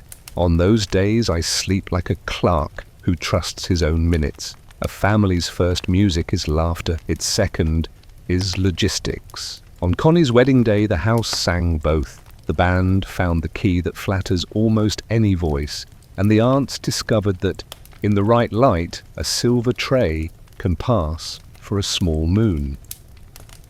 I moved between rooms, collecting names, arranging chairs, and more difficult, arranging feelings. Weddings are kindly dictators. They command people to be briefly better than their habits. Connie, all radiance and resolve, walked among the tables with the sweet authority of someone whose happiness feels like a public service. Carlo at her side wore pride like a new suit. I will say nothing unkind about a man's first suit. It is the last unambiguous day of many lives. After the toasts, when the air had the warmth of a kitchen left open to the garden, Vito did what he always did. Made space for private petitions inside a public feast. Custom is not merely nostalgia, it is an administrative technology. It clusters requests in a day, licensed for generosity, so that the rest of the year may proceed in peace. Connie's bouquet passed to a girl who looked scandalized by luck. The envelopes with their crisp, hopeful bills made a ceremonial journey to a drawer where they would become diapers, rent, a stove that knows how to be reliable. I have a memory true because it is ordinary, of Connie pausing to tighten a ribbon on a gift, as if neatness could protect gratitude from smudging. That is who she was. Careful with the visible portion of love. The cost of kinship rarely announces itself during the cake. It arrives later, uninvited, in the practical questions: which house will they live in, whose opinion counts as advice, and whose counts as jurisdiction. A daughter's new surname does not erase the old address in the mind's directory. We meant well. We always mean well when we say, "Call us if you need anything," as if help were a faucet and not a negotiated treaty. Connie nodded and glowed. I put a line in my notebook. Remember to let the young be young. A house with many veterans of adulthood sometimes forgets that beginners must learn by walking, not by being carried. Time, that delicate legislator, began to pass. The ordinary decisions dinner, paint, rent asked for ordinary skills. Marriage is a civics course disguised as a private life. There were days of grace and the minor arguments that prove people are still honest. Then there were days when the temperature rose. I will not inventory them. It is neither necessary nor kind. A plate can break without becoming a headline. A voice can be too loud without becoming a prophecy. What matters for my craft is that kinship tightened around the problem, the way a tourniquet tightens around a wound, with the intention to save and the risk of cutting circulation. The house's first instinct is protection. Protection can be mercy, it can also be theatre. I tried to keep us honest by asking simple questions. What repairs the two of them? Not the story of us. What will still make sense in 6 months when this afternoon's pride has cooled? There were conversations in kitchens, always kitchens, with tea behaving like a ritual, absorbing what could not be said in public. Connie would sit, composed even in agitation, with that habit of straightening a napkin that made the table believe in order again. She did not dramatize, she itemized. You learn much about a person by how she lists her troubles, in search of pity, of vindication, or of a plan. Connie wanted a plan. Let me loosen the air. On an errand that took me past a shop window, I saw a mannequin wearing a dress I recognized as Connie's taste. Modest lines, a color that refuses to decide between cream and the inside of a seashell. I imagined her stopping, tilting her head, deciding she could make something simpler look kinder with a belt. If you have ever bought flowers for a table that already contains dinner, you know the economy of grace she practiced, the small additions that make rooms forgive the day. The practical counsel in such chapters is not glamorous. It is calendars and boundaries, the kind that grown-ups ignore at their peril. Where holidays are spent, what cooling off looks like in a tiny apartment, who calls whom and when. I encouraged Connie to write rules that did not sound like punishments when spoken aloud. "We are teaching ourselves how to be peaceful," I said. She smiled at the pomp of the sentence and repeated it anyway. Peace, like handwriting, improves with repetition. A house like ours suffers a chronic temptation to translate every private quandary into a public problem solvable by influence. Influence is a powerful solvent. Used carelessly, it erases the very lines that teach people how to live. Vito's discipline saved us from the worst of that. He insisted that kitchens were not courtrooms. He refused to let the family name become a lever inside Connie's walls. Love is not a department, he told me. It has no phones. When I carried that message with all the gentleness I could, Connie received it as a gift rather than a denial. She wanted her marriage to stand because it had learned its own balance, not because the house had propped it. Where did that leave me? In the smallest useful role, facilitator of time and witness for dignity. I suggested pauses before conclusions, letters instead of accusations, walks instead of monologues. I learned a modest trick that belongs in any domestic toolkit. Ask questions that can be answered without humiliation. What hour is worst? What chore is always forgotten? Where can we put the shoes so the day stops tripping over them? No statute honors such queries. Homes do. If you have ever bought a sturdier doormat and ended an argument that had been impersonating philosophy, you know the relief. You will want at least one detail that belongs to the shared text. Here is a kind, accurate one. Connie's skill with ceremony did not abandon her even as the years made ceremonies rarer. She could set a table that made disagreeable subjects behave. Forks in their proper places turn accusations into notes. Wine poured with respect teaches voices to lower themselves. I have seen decency return to a room because a woman folded a napkin as if it were a message to a future self. We were better than this once. We can be again. And yet the cost of kinship remained. A sister in a powerful house is never just a sister. People read her face for weather reports. They interpret her absences as data, her silences as votes. The unfairness is structural. I tried to carve out zones where she could be only Connie. A walk to a bakery that remembered her childhood order, a Sunday bench the house pretended not to know. Even then, the public world has long ears. If you have lived under a name larger than your needs, you understand the exhaustion of being a sentence others keep trying to finish for you.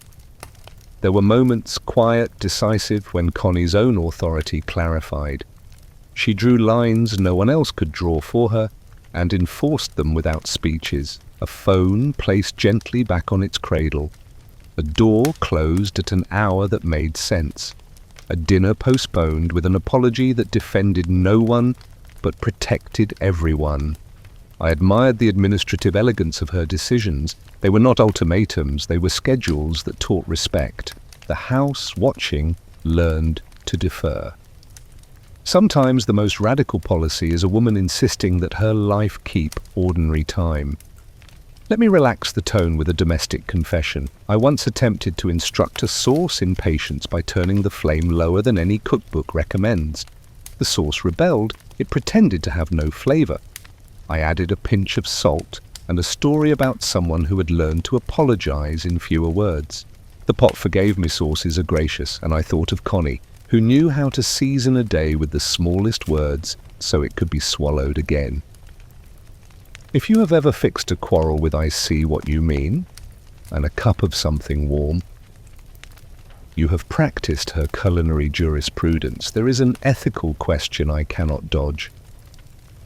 What does a family owe a member when love loses its grammar? The public answer is tidy and often righteous.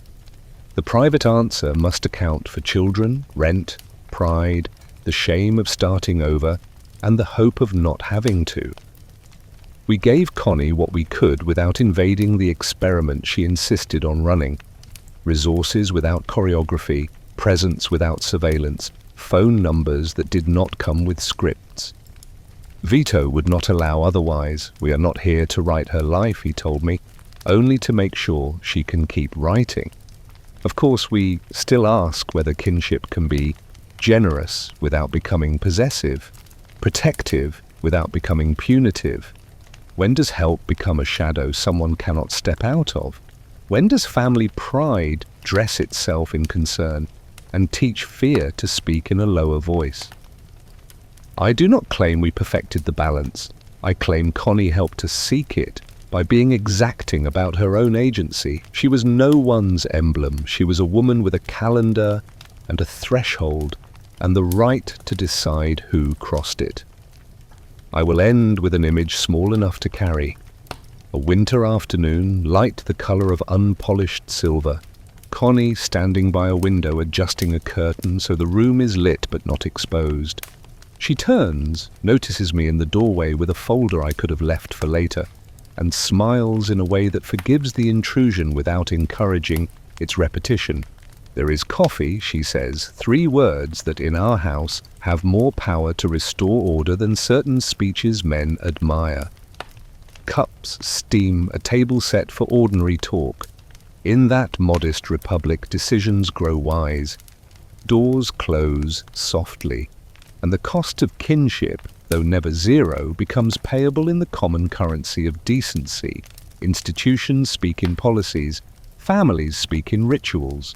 The house where I served as counsel kept both grammars, and most days my work was translation. On Connie's wedding day, you saw the public dialect of celebration music, tuned to neighborly pitch, a procession of toasts that tightened the threads between tables. Inside, behind the soft closing door, a quieter dialect set the terms of tomorrow. Greetings placed like commas to slow tempers, chairs positioned so grievances could sit without touching, a host's nod that meant we will remember you. I came to believe that ritual, properly tended, is not theatre. It is infrastructure. It carries the weight that raw feeling cannot safely bear. Vito taught rituals the way some men teach catechisms, through repetition until the body says the words on its own.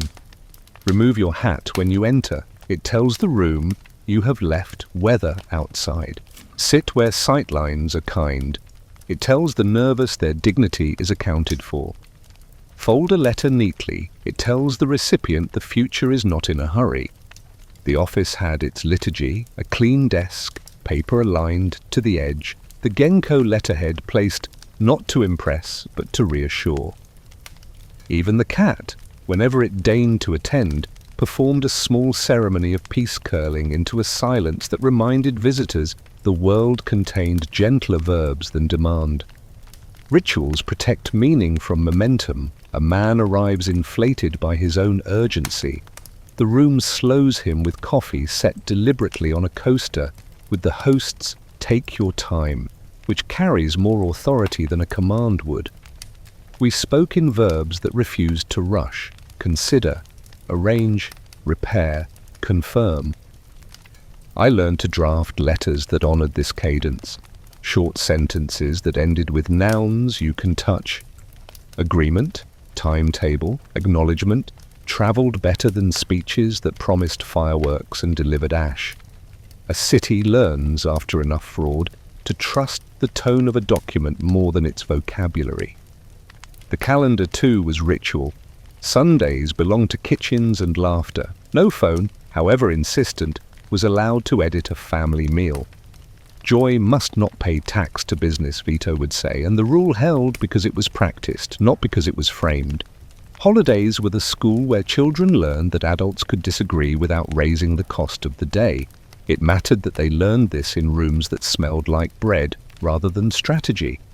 If you suspect this is sentimentality, ask any attorney how many lawsuits begin where rituals have been neglected, birthdays missed, grief unaccompanied, arrivals unrehearsed. The handshakes mattered, not the crushing kind. Those are announcements masquerading as greetings, but the measured pressure that says, "You may keep your pride while we do this together." When we escorted a jittery petitioner to a chair, we placed him facing a window rather than a wall. Light is a negotiator with better credentials than most men. We announced conclusions without gloating. We announced refusals with a plan attached, so dignity had somewhere to sit. You can mock these as niceties if you like. I have seen them turn afternoons away from ruin. Let me loosen the air. Once, before a difficult conversation, I spent a full minute unwrinkling a tablecloth no one but I would notice. It felt like ironing a sentence.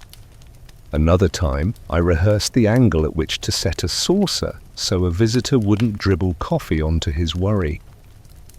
If you have ever moved a lamp so a friend looks less tired, you have practiced the same domestic jurisprudence. Ritual is ergonomics for the heart. Some rituals belonged to the street. On a stoop in summer, we greeted old men by their first names and histories, not their most recent mistakes. In winter, we sent small warmth scandals to apartments, a generator to the deli, where patience was baked into rolls so that neighbors could understand our house in its preferred tense. Future perfect, as in the block will have been quiet. When a permit later required a sympathetic reading, no one claimed a debt. The city merely remembered a winter with fewer bad tempers.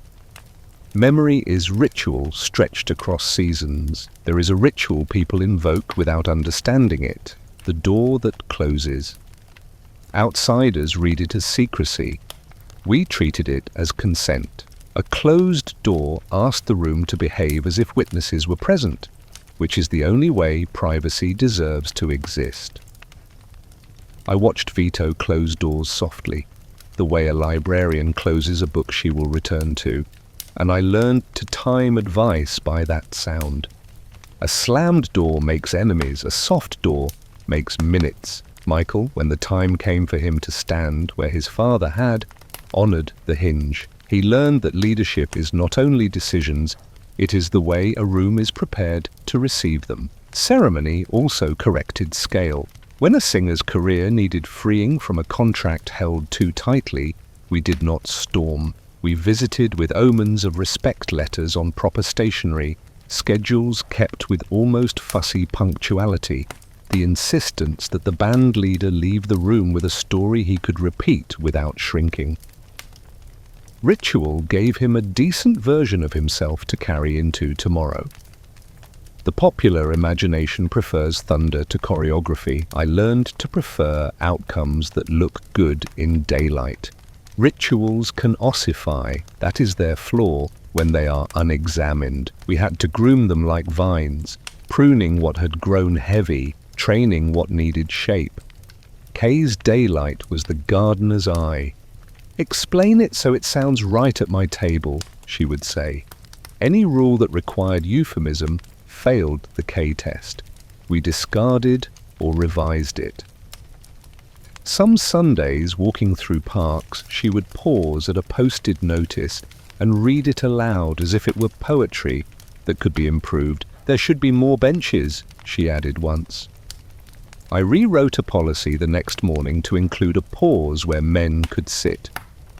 I kept a private inventory of micro-rituals, 5 count, before answering a raised voice. Write the person's name by hand at the top of a letter.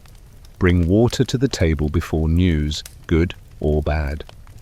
One entry reads, orange on the desk. Color is patience. I did not choose the fruit for symbolism.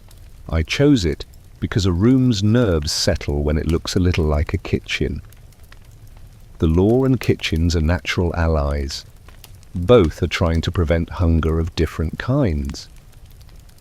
A baptism is the most public ritual a city knows, names spoken aloud, promises made before witnesses, water, declaring a new belonging.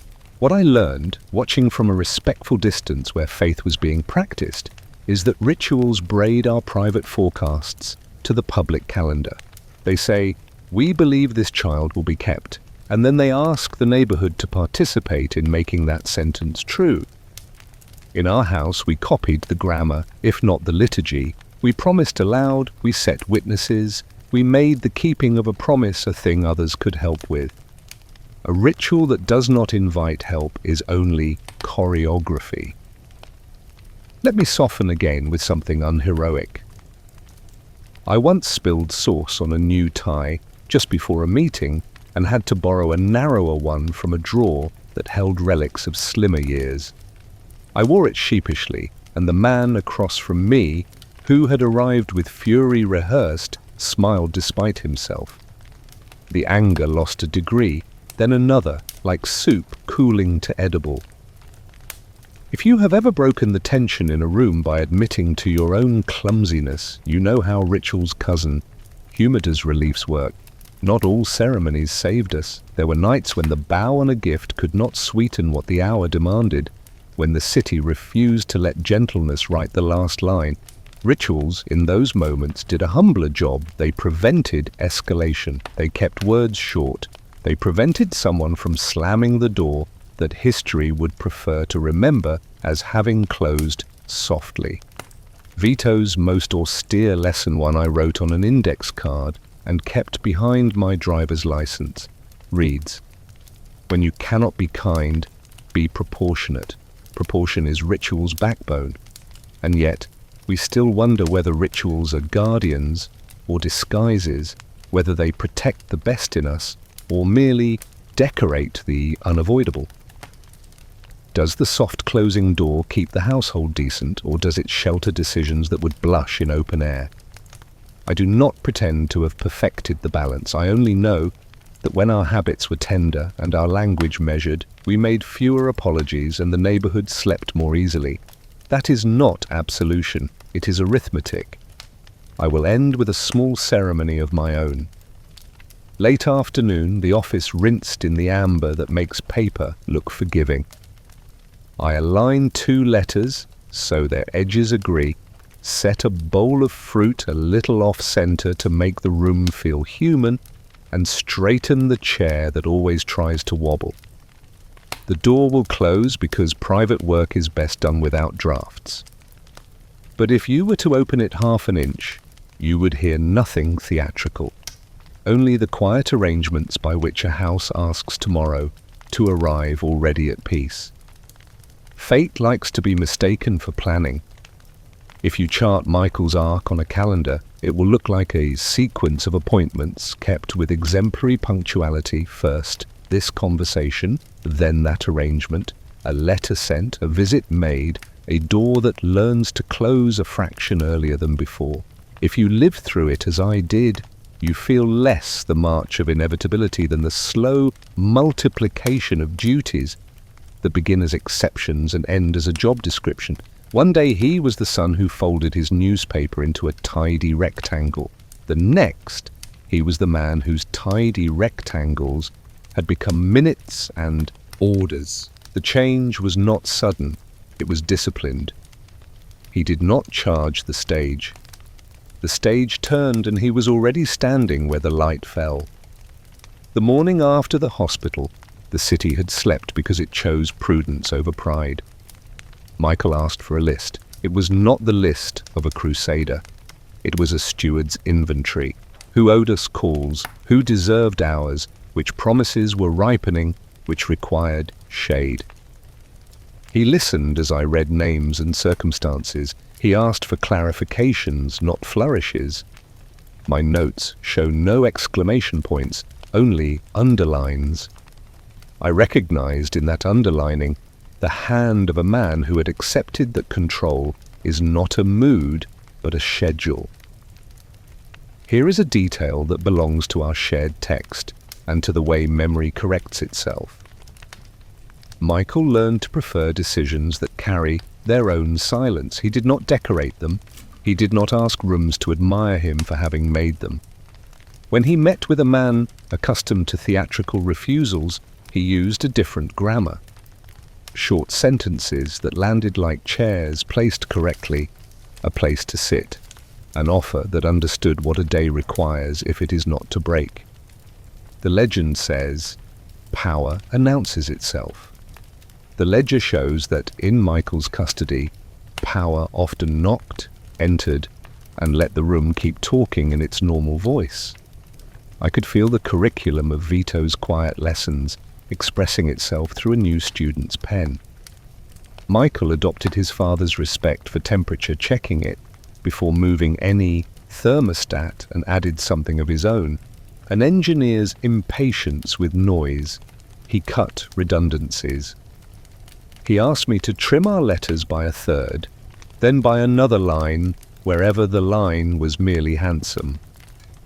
Short is kind, Kay had said of public life. Michael discovered that short was also strong in private life if it left dignity. Between Kay's daylight and Vito's ritual, he found a voice that could be read by both. Something else hardened, not into cruelty but into composure that admits fewer exits. He began to treat time as his primary jurisdiction. If an arrangement could be made now that would prevent a louder arrangement later, he preferred the smaller verb. If a conversation delayed would metastasize into a fight, he placed it at 10 in the morning when courage is cheaper and apologies are less costly. When others demanded theatre, he offered timing. Impatient men hate clocks. Clocks, however, save cities. I cannot quote a statute for this. I can only point to calmer afternoons. Let me loosen the air. In the middle of a week that wanted to bite, I caught Michael in the pantry considering 2 jars of sauce like a philosopher before a fork in the road. He chose the plainer one and said, "Not to me in particular. Ceremony when it helps, simplicity when it doesn't. It is a culinary doctrine worthy of a city charter. If you have ever decided that tonight's dinner is eggs and tomatoes and that the decision itself has prevented an argument about restaurants, you have practiced his municipal minimalism." The day came. Every house keeps one like a postcard between the pages when Michael sat where his father had sat. I know what the stories prefer. Thunder, a sentence spoken in italics, a cat who decides to purr at the precise, dramatic moment. What I remember is a pencil. He set it parallel to the desk's edge before speaking as if alignment were a prayer. Then he gave instructions that would obligate men to live up to the better versions of themselves for at least a week. He did not borrow menace to make them stand up straight. He borrowed their own pride, returned to them in forms they could sign. Kay's presence did not vanish from the room, even when she was not in it.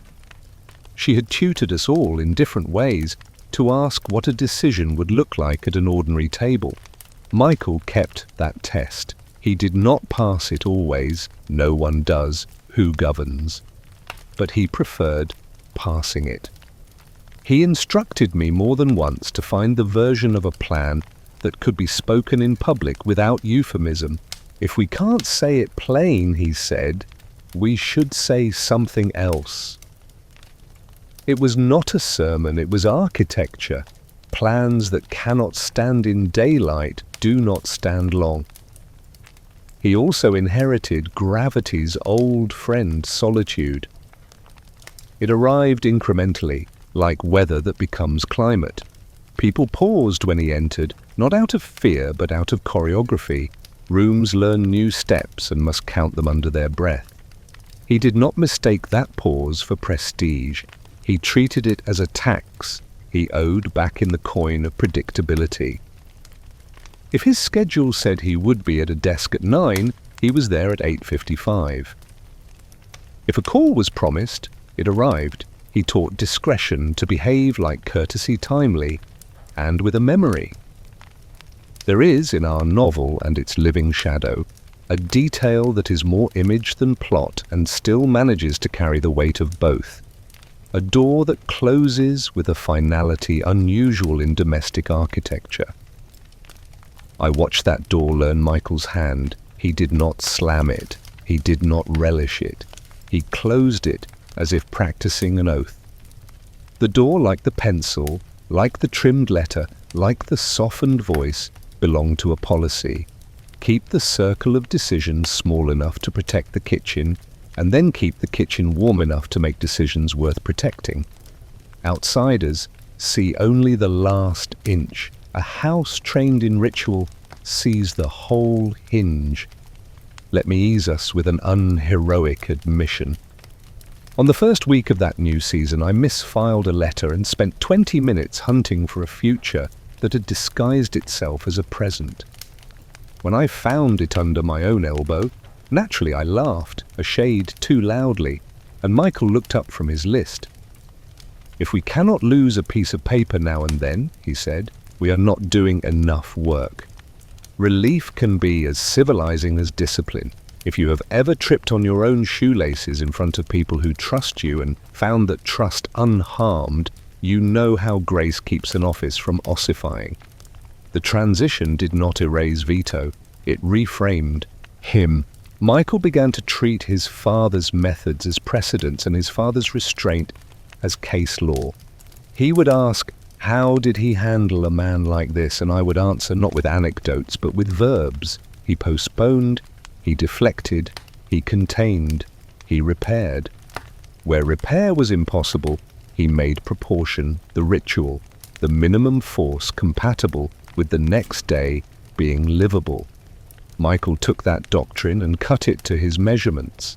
Where a longer grace period would let a situation rot, he shortened it. Where visibility would invite performative disobedience, he dimmed the light.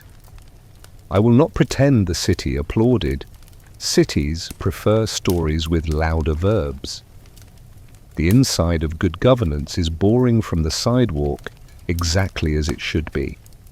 The signs that the transition had taken were domestic, a calendar that no longer buckled, invoices that no longer required finesse to be paid, a kitchen less interrupted by calls asking for the kind of emergency only poor planning produces. If you want fireworks, you will find them elsewhere. If you want a neighborhood to sleep, you will accept that some heroes file. There were, inevitably, collisions with the public's appetite for access. Journalists called. Distant acquaintances discovered urgent business. Long-lost cousins remembered that blood was thicker than diaries. Michael instructed me, politely, to lengthen the intervals between such claims and our patience. We cannot be at everyone's table, he said. We owe the tables already set. He was not stingy. He was husbanding a resource more fragile than money, attention. A counselor's role in such a season is part cartography, part conscience. I mapped meetings so conflicts did not share air. I wrote letters your eye could read without tripping and your hand could sign without blushing. I asked at intervals whether we were still recognizable to ourselves. The question was not theatrical. Institutions go astray, not with shouts, but with subtle redefinitions of words they have used for years. Honor turns into advantage and does not tell you when the switch occurs. I kept the dictionary on my desk like a family photograph. And yet, we still ask whether necessity, once it takes office, can avoid rewriting the person who signs its memos. Can a man remain the version Kay believed in while he becomes the executor of a larger gravity? Can the house keep its promise to the neighborhood while learning the efficiencies the neighborhood does not need to watch? These are not questions I use to corner anyone. They're questions I carry the way a doctor carries a stethoscope: habit, humility, and a way to hear what speech conceals. Before we close this chapter, take with you a scene small enough to live in your pocket. Late evening, the office's amber patients beginning to retreat, Michael finishes a list and places the pencil parallel to the desk. He stands, picks up a jacket hung with that precise care that keeps cloth honest, and turns to the door. Kay is not in the room, but the K test is. Vito is not in the chair, but the chair remembers him. Michael closes the door the way a man closes a book he intends to open again first thing in the morning. The house exhales. Somewhere, a kitchen approves. Tomorrow, which likes to be mistaken for planning, nods and becomes a little more possible. Every institution has a gesture that explains it. For our house, it was the soft closing door. When Vito stood, the door closed to protect the dignity of petitioners. When Michael stood, a different meaning began to assemble around that hinge. Outsiders later remembered a single, theatrical closing memory prefers a last frame. I remember the rehearsal. Many small inches of wood and brass, learning a new grammar. A room recalibrating the circle of who decided and who waited in the hall. Doors are instruments, play them one way and they offer privacy. Play them another and they announce hierarchy. One evening paperwork finished, streetlights practicing their patience. I watched the door learn Michael's hand. The movement was not cruel, it was exact. In his presence, rooms adopted a new rhythm.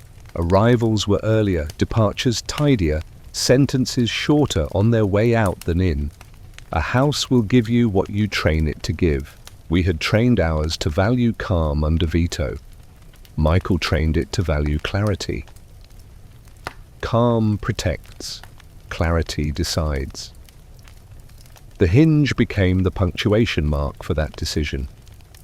Kay, who never auditioned for the role of symbol and was assigned it by other people's imaginations, felt that punctuation as any citizen would, a request that boundaries be respected without a vote on how they had been drawn. She would smile with her practiced daylight and then later ask me in a hallway question voice whether the circle needed to be that small. Explain it at my table, she liked to say, not as an ultimatum but as civic advice. Sometimes we could, sometimes the explanation would not reduce without losing the fibers that kept it from tearing. I envy governments that pretend this problem is simple. Houses live permanently in its grey. The day the door's new meaning completed itself, what people prefer to call the day, though the day had been arriving for some time, was ordinary in every visible way. Letters on Genko's green crest went out, invoices returned, paid with the punctuality that is gratitude in its most adult form. A cat made a declaration of independence across an inked signature and had to be moved without offence. Then came a visitor, then another, and a conversation that discovered it did not need witnesses. I stepped back, a clerk who knows his cue. The door closed, the hallway understood. If this sounds like elegy, forgive me. Counsel is allowed one per season. The closing door did not indict love. It merely insisted that leadership is a choice about the cost of light. Michael was choosing to keep light where it did the most good. Kitchens, calendars, a city's ordinary hopes. The room of decisions needed shadow to let its instruments work without public performance. He could not ask the stove to cook and the choir to sing at the same time. Still, I understood the ache in Kay's quiet. Public life teaches that legitimacy requires visibility. Our internal life taught that some arrangements rot in overexposure. Let me loosen the air. On the same evening, a bottle of modest wine misbehaved and stained a napkin Kay liked. She laughed, the good kind, not the practiced one, and said, We should buy darker napkins. Practicality is an underrated philosophy. If you have ever changed the tablecloth instead of insisting the sauce learn to be cautious, you understand how households survive policy. Michael treated the door like a tool, not a trophy. He did not slam, he signaled. When it closed, it meant the work is at a stage where fewer hands make fewer mistakes. When it opened, it meant the result is ready to live in daylight. I annotated my minutes accordingly. We discovered a rhythm. Draft privately, confirm publicly. Absorb heat in small rooms, release warmth in larger ones. It was not secrecy. It was sequencing. A baker lets dough rise covered. No one accuses him of conspiracy. He is protecting texture. There is a scene in our shared text, famous enough to bear summary without quotation, where a door's final inch becomes a thesis about power. I saw that inch up close and would like to argue with the legend. The inch did not describe contempt, it described custody. Michael held custody of a house that fed a neighborhood the quiet it needed to stay neighborly. He was building procedures that could survive days unfit for speeches. Kay stood on the other side representing a world that deserved as much light as we could responsibly grant it. Both were right. The hinge carried the argument like a muscle, bearing a weight too honest for metaphors. I kept my own ritual in those weeks. The K test written on an index card beside the veto rules. Short is kind. Leave him dignity. Decide at hours that honor the decision. When a plan could not be phrased plainly, we revised.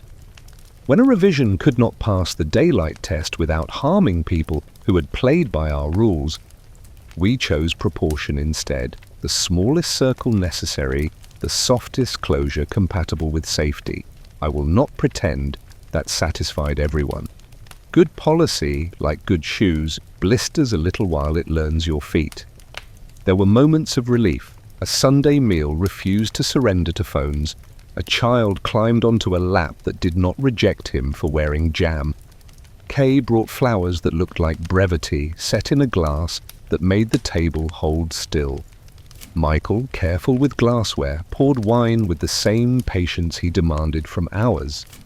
Vito approved without words, a man who recognized continuity in the fork placed exactly where his hand would have placed it.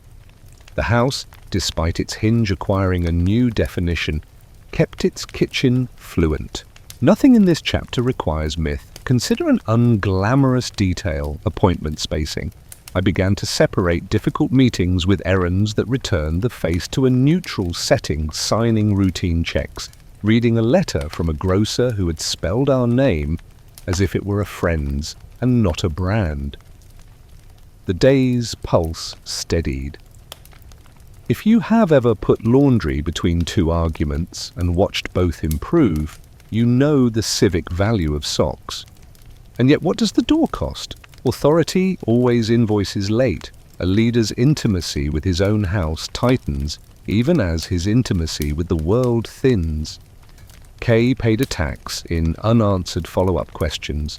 I paid one in pages filed away from eyes that would have asked good, inconvenient things. Michael paid the largest, measured in evenings that practiced the art of being alone while surrounded. Power's solitude is not melodrama. It is an administrative side effect. When people pause before they speak to you, you lose data, then warmth, then in careless seasons, your conversational balance. We worked against that drift. Michael scheduled unimportant conversations on purpose. Kay insisted on walks with benches. I organized letters that said thank you before they said therefore. A detail that belongs to our text and my conscience. In that season, a man whose confidence had outpaced his merit arrived expecting the house to behave like a spotlight. Michael declined without ceremony and offered a path that required the man to learn humility at market rate. The door closed on the performance the visitor had intended to stage, and opened later on a modest success earned under kinder lighting. That is the hinge at its best, a filter for ego, not a lock against scrutiny. Let me soften us with something kitchen-sized. I once tried to fix a squeak in the door myself, oil a screwdriver, the optimism that accompanies a man with half a Saturday.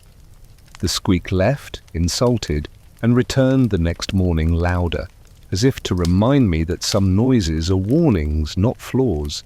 We called a proper tradesman. He adjusted the hinge and said nothing poetic. The silence afterward helped everyone's shoulders drop. If you have ever admitted that expertise is faster than pride, you understand why houses hire craftsmen and countries hire clerks. But we still ask whether any door, however softly it closes, can avoid bruising love. Does procedure inevitably draft emotion into service? Can daylight be both a right and a variable? The public insists on the first answer. Private safety occasionally insists on the second. I do not reconcile these so much as steward them. When the door must close, we owe explanations robust enough to hold until it opens again. When it opens, we owe results that justify the wait without asking for applause. In both cases, we owe gentle hands on the hinge. I end with a pocket-sized scene. Late night, a list completed, a kitchen cleaned of its evidence, Kay's flowers turning toward their last good day. Michael stands, places a pencil parallel to the desk, and looks at the door as if it were a colleague. He closes it exact, quiet, and in the hall I hear the sound not as banishment, but as a promise that what is decided inside will make the outside more livable. The next morning, the door opens. A child laughs somewhere closer than policy. The house has remembered what work is for. Legacies are written in verbs, not statues. When people ask me what the house became under Michael, I resist. The museum labels rise, rain, downfall, and answer with smaller words: kept, repaired, proportioned, endured. A novel wants chapters, a neighborhood wants groceries arriving on time, and children who outgrow their coats for the most boring reason: good health. If there is a ledger where history enters our balance in ink, it sits beside the other ledger, the one where memory writes in pencil. Faces at the wedding, a hospital corridor made safe by geometry, a door that learned to close without slamming. There is a detail from our shared text that persists like a watermark. The awkward rehearsal of a blessing at Connie's wedding, Luca Brasi murmuring his lines to himself, a mountain of a man learning humility in order to honor a child. I mention him now because legacy is not the triumph of the strong. It is the conversion of strength into ceremony so that the next day behaves. We became, under Vito and then under Michael, custodians of such conversions. The city measured us not only by the storms we prevented, but by whether dinner stayed warm. I have been asked whether power changed Michael or merely clarified him. If I must answer, I will borrow Kay's grammar of daylight. He learned to speak in sentences the public could understand, and to reserve for private rooms only what would rot in the sun. That discipline is rarer than intelligence. He did not perform secrecy. He sequenced work. He did not despise scrutiny. He scheduled it. He kept the hinge honest. Let me loosen the air before it tightens of its own accord. The last time I burned a sauce, and yes, even council burns dinner. I opened a window that never quite agreed to stay open. A gust flipped a stack of invoices like a magician with the wrong audience. I laughed alone in the kitchen and promised the evening I would be simpler. Bread, cheese, an apology to my appetite. If you have ever lowered your ambitions mid-recipe and improved the meal, you know something about governance. There is a temptation when telling a story from within to explain everything and forgive too much. Another temptation, to turn conscience into indictment and forget that people must eat while they wrestle with ethics. I kept a modest rule to steer between them. If a decision could not be explained at Kay's table, revise the decision. If it still could not be explained without harming those who had honored our rules, test it against Vito's ritual, short, proportionate, with an exit that leaves dignity somewhere to sit. This was not purity. It was a craft. Michael's quiet thickened into a climate. He taught the hour to obey, as far as hours will. He learned to endure that special loneliness, leadership rents by the month, rooms that pause when you enter, friendship rephrased as deference, news delivered with a politeness that edits out the data you most need. He fought it with calendars that included unimportant conversations on purpose, with errands no one delegated, with the humility of the pencil parallel to the desk. I fought it with letters that said thank you, more often than therefore, with minutes that recorded mercy when it appeared, with the stale courage to say, we cannot do that properly. What remains, this is the lawyer in me. I believe in remainder terms. After the music ends and the witnesses leave, after a city edits its memory into a legend, and the legend tries on your name, what remainder cannot be negotiated away? For us, I hope it is the practice of proportion, the refusal to let fear grow loud, the preference for repair over spectacle, the habit of negotiating with time instead of vanity. I hope a child in our neighborhood still learns that kitchens and children are demilitarized zones and that Sundays are not taxed by business.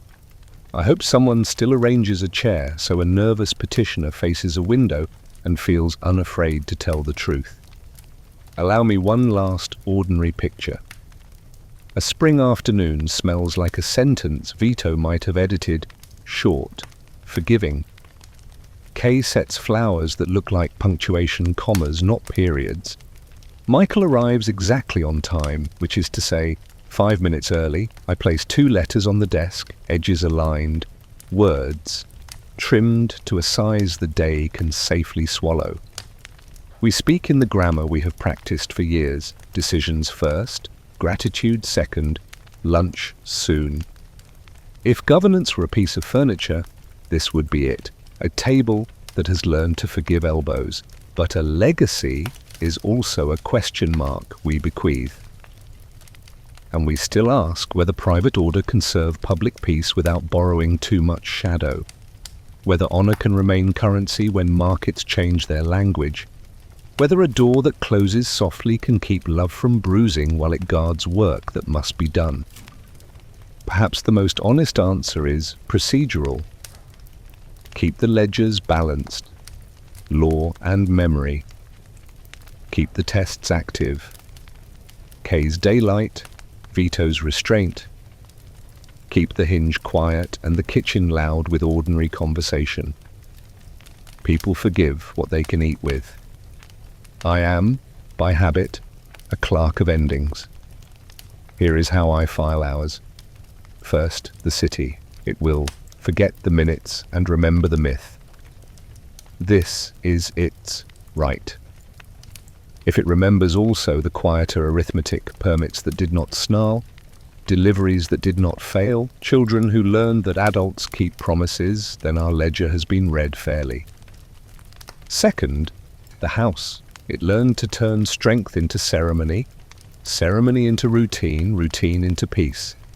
That is a hard alchemy. If we stumbled, we repaired. If we hesitated, we shortened the distance between apology and action. Third, the names. Keep them if they help. Release them when they become masks. In rooms where faces carry weather, anonymity can be a kind of mercy. Now the pace should slow. You have listened long enough to deserve a gentler register. Imagine the office in late light, paper ambered, cat asleep, the window practicing its hospitality. A list is finished. The pencil lies parallel to wood, straight as a rule we did not always keep, but always tried to. In the hall, a door waits to be either a boundary or a promise. It will become whichever the next hand asks it to become. The kitchen is already warm. Someone in another room says there is coffee. In our house, those 3 words were a secular blessing. They meant the day's work could be translated back into human terms. I step outside for air I did not know I needed. A boy pedals by on a bicycle, slightly too tall for him, the public definition of hope. Across the street, a grocer we once helped with a form he could now pronounce waves without theatre. The wave says nothing historic. It says tomorrow without italics. I have no grand doctrine to attach to that. The law likes doctrines. Neighbourhoods like waves. When I return, Michael is still at the desk. He looks up and nods, not to demand a report, but to share a silence that has earned its own respect. Kay's flowers consider the window. The door behaves as trained, soft in both directions. I think of the first casket of olive oil we shipped with Genko's green crest, of the undertaker who believed in America and needed a room where belief could be spoken without being mocked, of Luca practicing tenderness so a blessing would not injure. These are not headlines, they are ligaments. In a minute I will align 2 envelopes and carry them to the world. For now, I would like to leave you with the smallest policy I know how to write. Keep rooms gentle, keep sentences short, keep promises long. When ritual fails, use proportion. When proportion fails, use repair. When repair is not yet available, sit with someone in a hallway until the fear decides to become a plan. If this sounds like kitchen talk disguised as law, that is because kitchens understood justice first. The city will continue without our commentary. That is the best compliment it can pay to any house, to not need us every hour. If we are remembered, may it be for doors that protected dignity more than power, for letters that could be read without translating fear, for Sundays that taught children which noises adults should never make. And if we are forgotten, may the quiet we left remain as unremarkable as light. Lean closer. I will lower my voice to the register that made petitioners honest and friends unafraid. Take what you need from our story, the patience, the timing, the preference for arrangements over threats, and carry it to your own tables. If you must choose between spectacle and the safety of an ordinary morning, choose the morning. If you must choose between a clever sentence and a kind one, choose the kind. And if one night you find yourself standing in a hallway between a door and a kitchen, remember what doors are for and what kitchens are for, and let your hand speak softly for both.